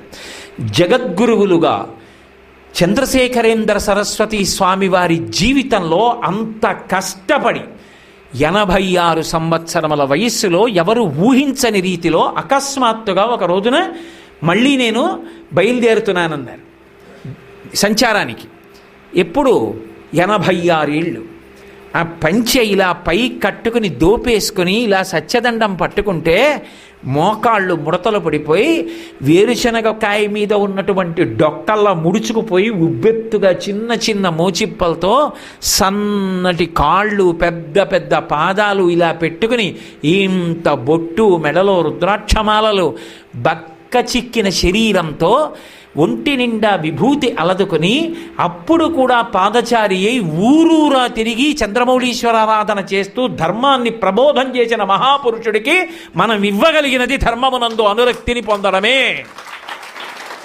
అంతకన్నా ఇతర సిద్ధులకు పెద్దపీట వేయడం మాత్రం దోషభూయిష్టం. వాటికన్నా పెద్దపీట దీందే. ఎందుకనంటే వారు ఏం చెప్పారన్నది ప్రధానం, వారి జీవిత సందేశం ఏమిటన్నది ప్రధానం. దానికి దేశకాలములతో సంబంధం లేదు. ఎన్ని సంవత్సరముల కాలం గడిచిపోనివ్వండి, మనిషి తరించడానికి కావలసినటువంటి సమస్త సారమును నిక్షేపించారు వారు.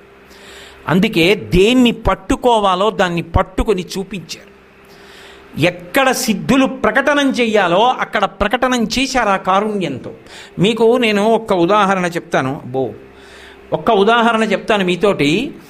ఒకానొకప్పుడు పీఠంలో ఒక గోవు ఈనుతోంది. గోవు అంటే ఆయన ఎన్నడూ పశువు అన్న మాట వాడలేదు.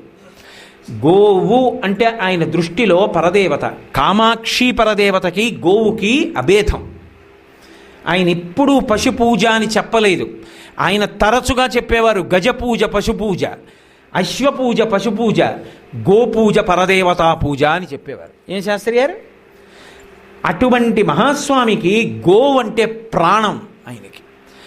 పీఠంలో ఆ మధ్యకాలంలో నేను ఒక రాత్రి పీఠ దర్శనానికి వెడితే శంకర విజయేంద్ర సరస్వతి స్వామి వారు మళ్ళీ ముమ్మూర్తుల చంద్రశేఖరేంద్ర సరస్వతి స్వామి, జయేంద్ర సరస్వతి స్వామి వారు కూడా అంతే. ఎంత ప్రేమో! నేను వెళ్ళిపోతుంటే వారు రావాలా మహానుభావుడు.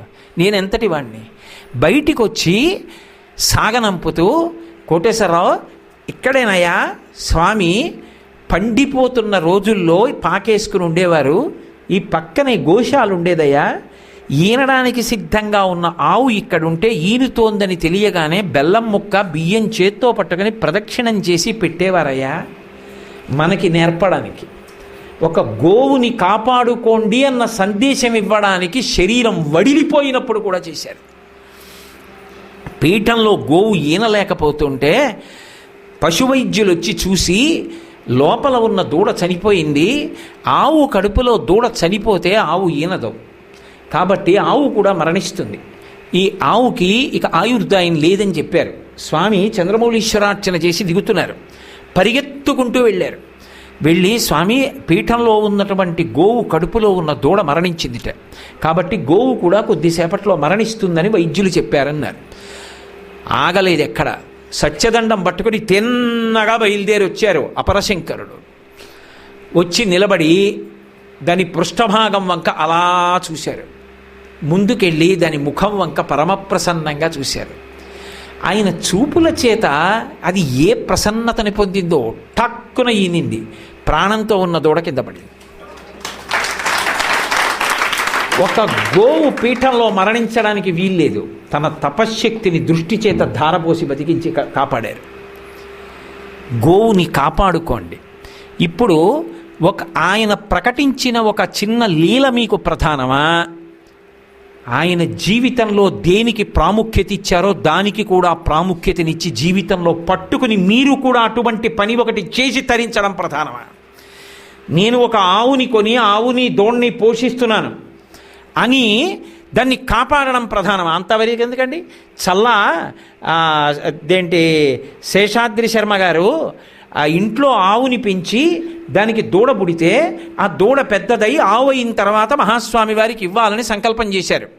సంకల్పం చేస్తే ఆ ఆవు ఈనింది. ఆ ఈంతున్నప్పుడు ఆ ఆవు దూడ కూడా చనిపోతుందని చెప్పారు.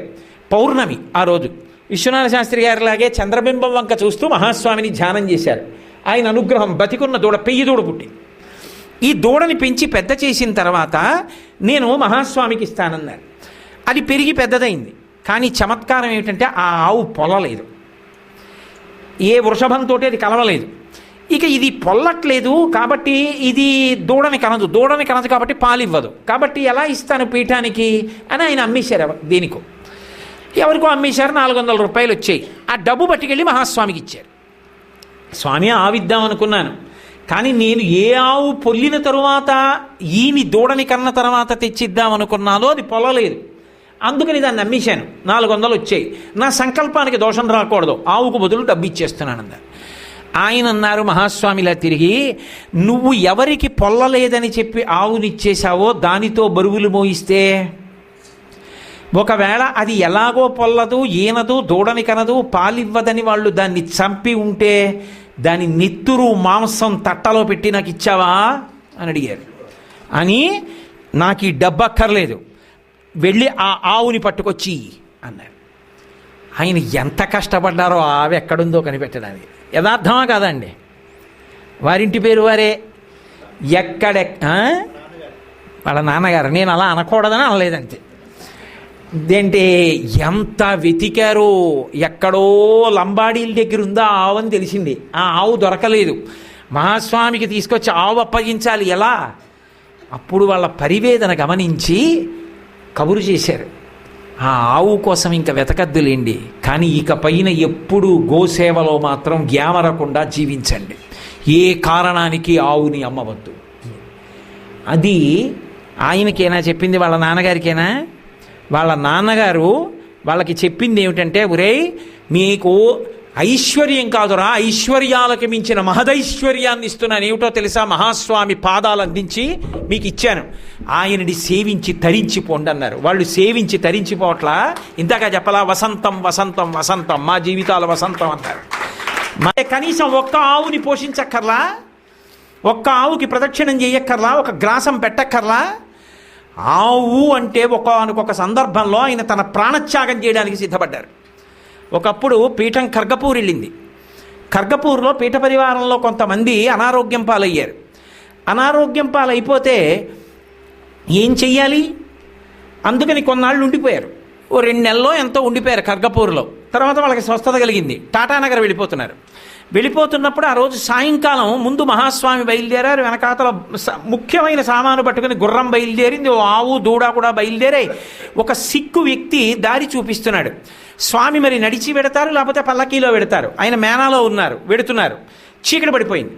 చాలా దూరం వెళ్ళిపోయిన తర్వాత దారి చూపిస్తున్న వ్యక్తి దారి తప్పిపోయానని తెలుసుకున్నాడు. అప్పటికి రాత్రి 10 అయింది. అరణ్యంలో చిక్కుకున్నారు. క్రూర జంతువుల అరుపులు వినపడుతున్నాయి. ఎలా? వెంటనే స్వామికి చెప్పారు, స్వామి దారి తప్పిపోయాంట, అరణ్యంలోకి వచ్చేసామని. ఒక రైలు గేటు కనపడింది. ఆ గేటుకి చిన్న తొట్టెలా ఉంది.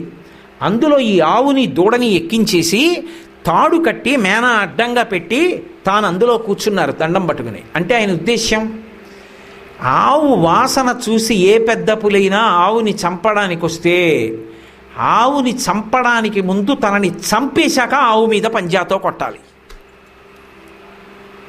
అలా అన్వయమా? నా జోలికొచ్చి ఆవు జోలికెళ్ళు. రాగలదా? ఏదన్నా రాగలదా? కుదురుతుందా? రాత్రంతా కామాక్షి కామాక్షి కామాక్షి కామాక్షి అంటూ కూర్చున్నారు. అరుస్తూనే ఉన్నాయి, దగ్గరకు వస్తూనే ఉన్నాయి, వెళ్ళిపోతూనే ఉన్నాయి. తెల్లవారింది, దారి తెలిసింది, పీఠం వెళ్ళిపోయింది. అంటే ఒక ఆవు కోసం అవసరమైతే తన శరీర త్యాగానికి సిద్ధపడ్డారు. ఆయన కారుణ్యం ఏమని చెప్పమంటారు?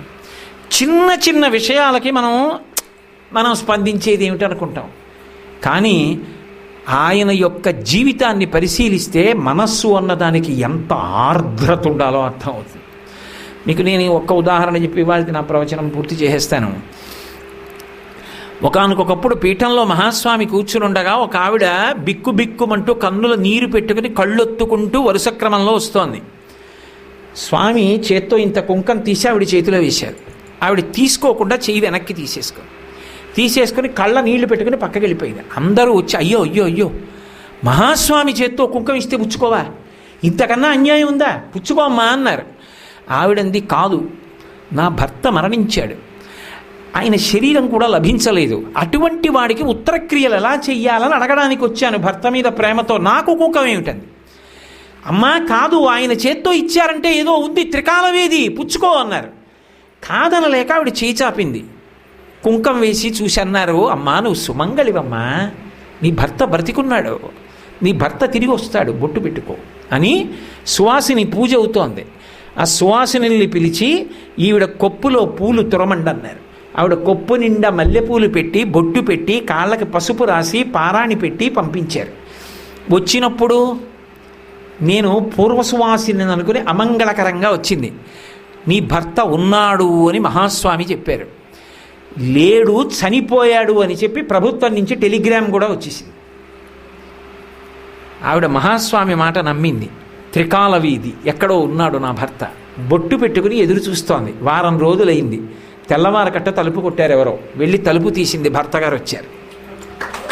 ఆవిడ తెల్లబోయింది.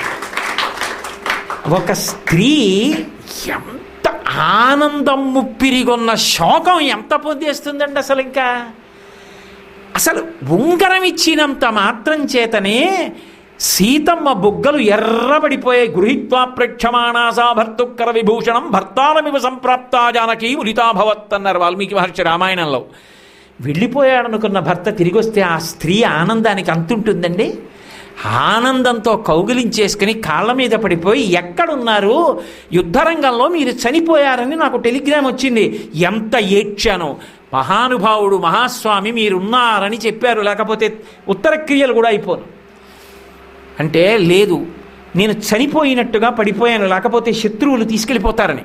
నేను చనిపోయాననుకుని లోయలోకి విసిరేశారు. అదృష్టవశాత్తు ఆటవికులు నన్ను కాపాడి వైద్యం చేసి విడిచిపెడితే నేను తిరిగి వచ్చాను. నేను చనిపోయానని అందరు అనుకున్నారు, చనిపోలేదు, బ్రతికాను. ఎలా తెలిసింది మహాస్వామికి? ఆవిడ ముఖం చూసి చెప్పారు, నువ్వు సుమంగళివి, నీ భర్త వస్తాడమ్మా, బ్రతికున్నాడన్నారు. నేను ఇందాక మీతో మనవి చేశా కదూ, ఆయన నోటి మాట త్రికాల వీధి. వస్తున్న ఆపదని తప్పించగలరు. నేను ఎన్నని తెప్పగలను. ఆయన నమ్ముకున్న వాడికి లోటు ఏమిటి? అందుకు కదా వాళ్ళ నాన్నగారు అన్నారు, నీకు ఆయన పాదాలు అప్పచెప్పాను రా అని. ఓ కుటుంబం ఆయన దగ్గరికి వెళ్ళింది ఎక్కడో సంచారంలో ఉండగా. ఆయన పిల్లవాడిని పిలిచి ప్రత్యేకంగా మాట్లాడి పటికి బెల్లం ముక్కలు చేతిలో పెట్టి ప్రసాదం గట్టిగా పట్టుకో అన్నారు.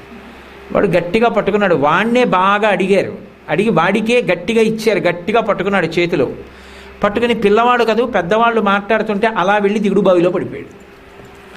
పడిపోయిన వాడు అలా ఇలా ఏదో కొట్టుకుని మెట్ల దగ్గరికి చేరాడు.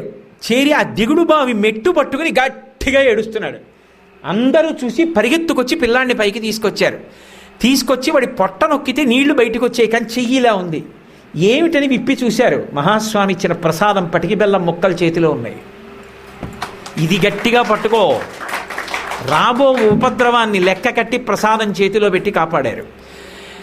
ఆయన్ని నమ్ముకున్న కుటుంబంలో పిల్లవాడిని కాపాడిన స్వామి మనం ఆయన పాదాలు నమ్మి ఉండగా మన ఆపదలను ఆయన చూడరా, మనని కాపాడరా?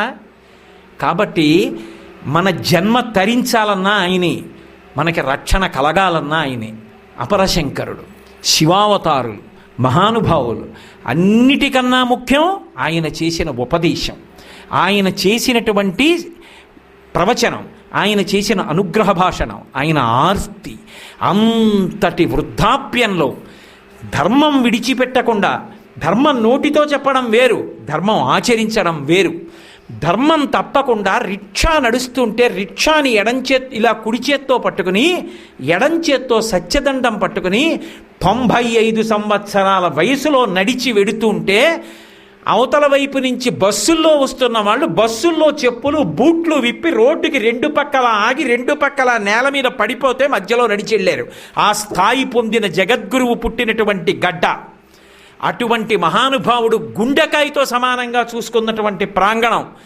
అటువంటి ప్రాంగణంలో ఆయనకి శివస్పర్శ కలిగిన ఏ రుద్రాక్ష అంటే ప్రాణమో అటువంటి రుద్రాక్ష మంటపంలోకి ఇవాళ చేరారు. ఆయన ఎంత ప్రసన్నులై ఎంత సంతోషంగా ఉంటారు నిజంగా. అటువంటి శుభవేళ ఆయన జీవితంలో ఆయన చేసిన ధర్మ ప్రబోధాన్ని జ్ఞాపకం చేసుకోవాలి. ఆ ధర్మాన్ని పట్టుకునే ప్రయత్నం చెయ్యాలి. దేనికన్నా కూడా అదే గొప్పది. వారి జీవిత సారమంతా కూడా ఆ ప్రబోధమే. ఆయన ప్రబోధాన్ని ధర్మాన్ని పట్టుకోవడంలో మనకి పూనికనిచ్చి మనందరం తరించడానికి కావలసినటువంటి అధ్యవసాయంతో కూడుకున్నటువంటి బుద్ధిని కూడా ఆ స్వామివారే తన యొక్క దివ్యమైనటువంటి నిర్హేతుకమైనటువంటి కృపా కటాక్ష వీక్షణముల చేత విభూతిగా మనని అనుగ్రహించాలని ఆ స్వామి పాదార విందములకు నా శిరసు తాటించి సాంజలి బంధకంగా మనందరి పలుపున నమస్కరిస్తూ మంగళాశాసన పరై మదాచార్య పురోగమై సర్వైశ్చ పూర్వైరాచార్యై సత్కృతాయాస్తు మంగళం. మంగళం కౌసలేంద్రాయ మహనీయ గుణాత్మనే చక్రవర్తి తనూజాయ సర్వభౌమాయ మంగళం. ఉమాకాంతాయ కాంతాయ కామితార్థప్రదాయినే శ్రీగిరీశాయ దేవాయ మలినాథాయ మంగళం. సర్వం శ్రీ ఉమామహేశ్వర పరబ్రహ్మార్పణమస్తు. స్వస్తి.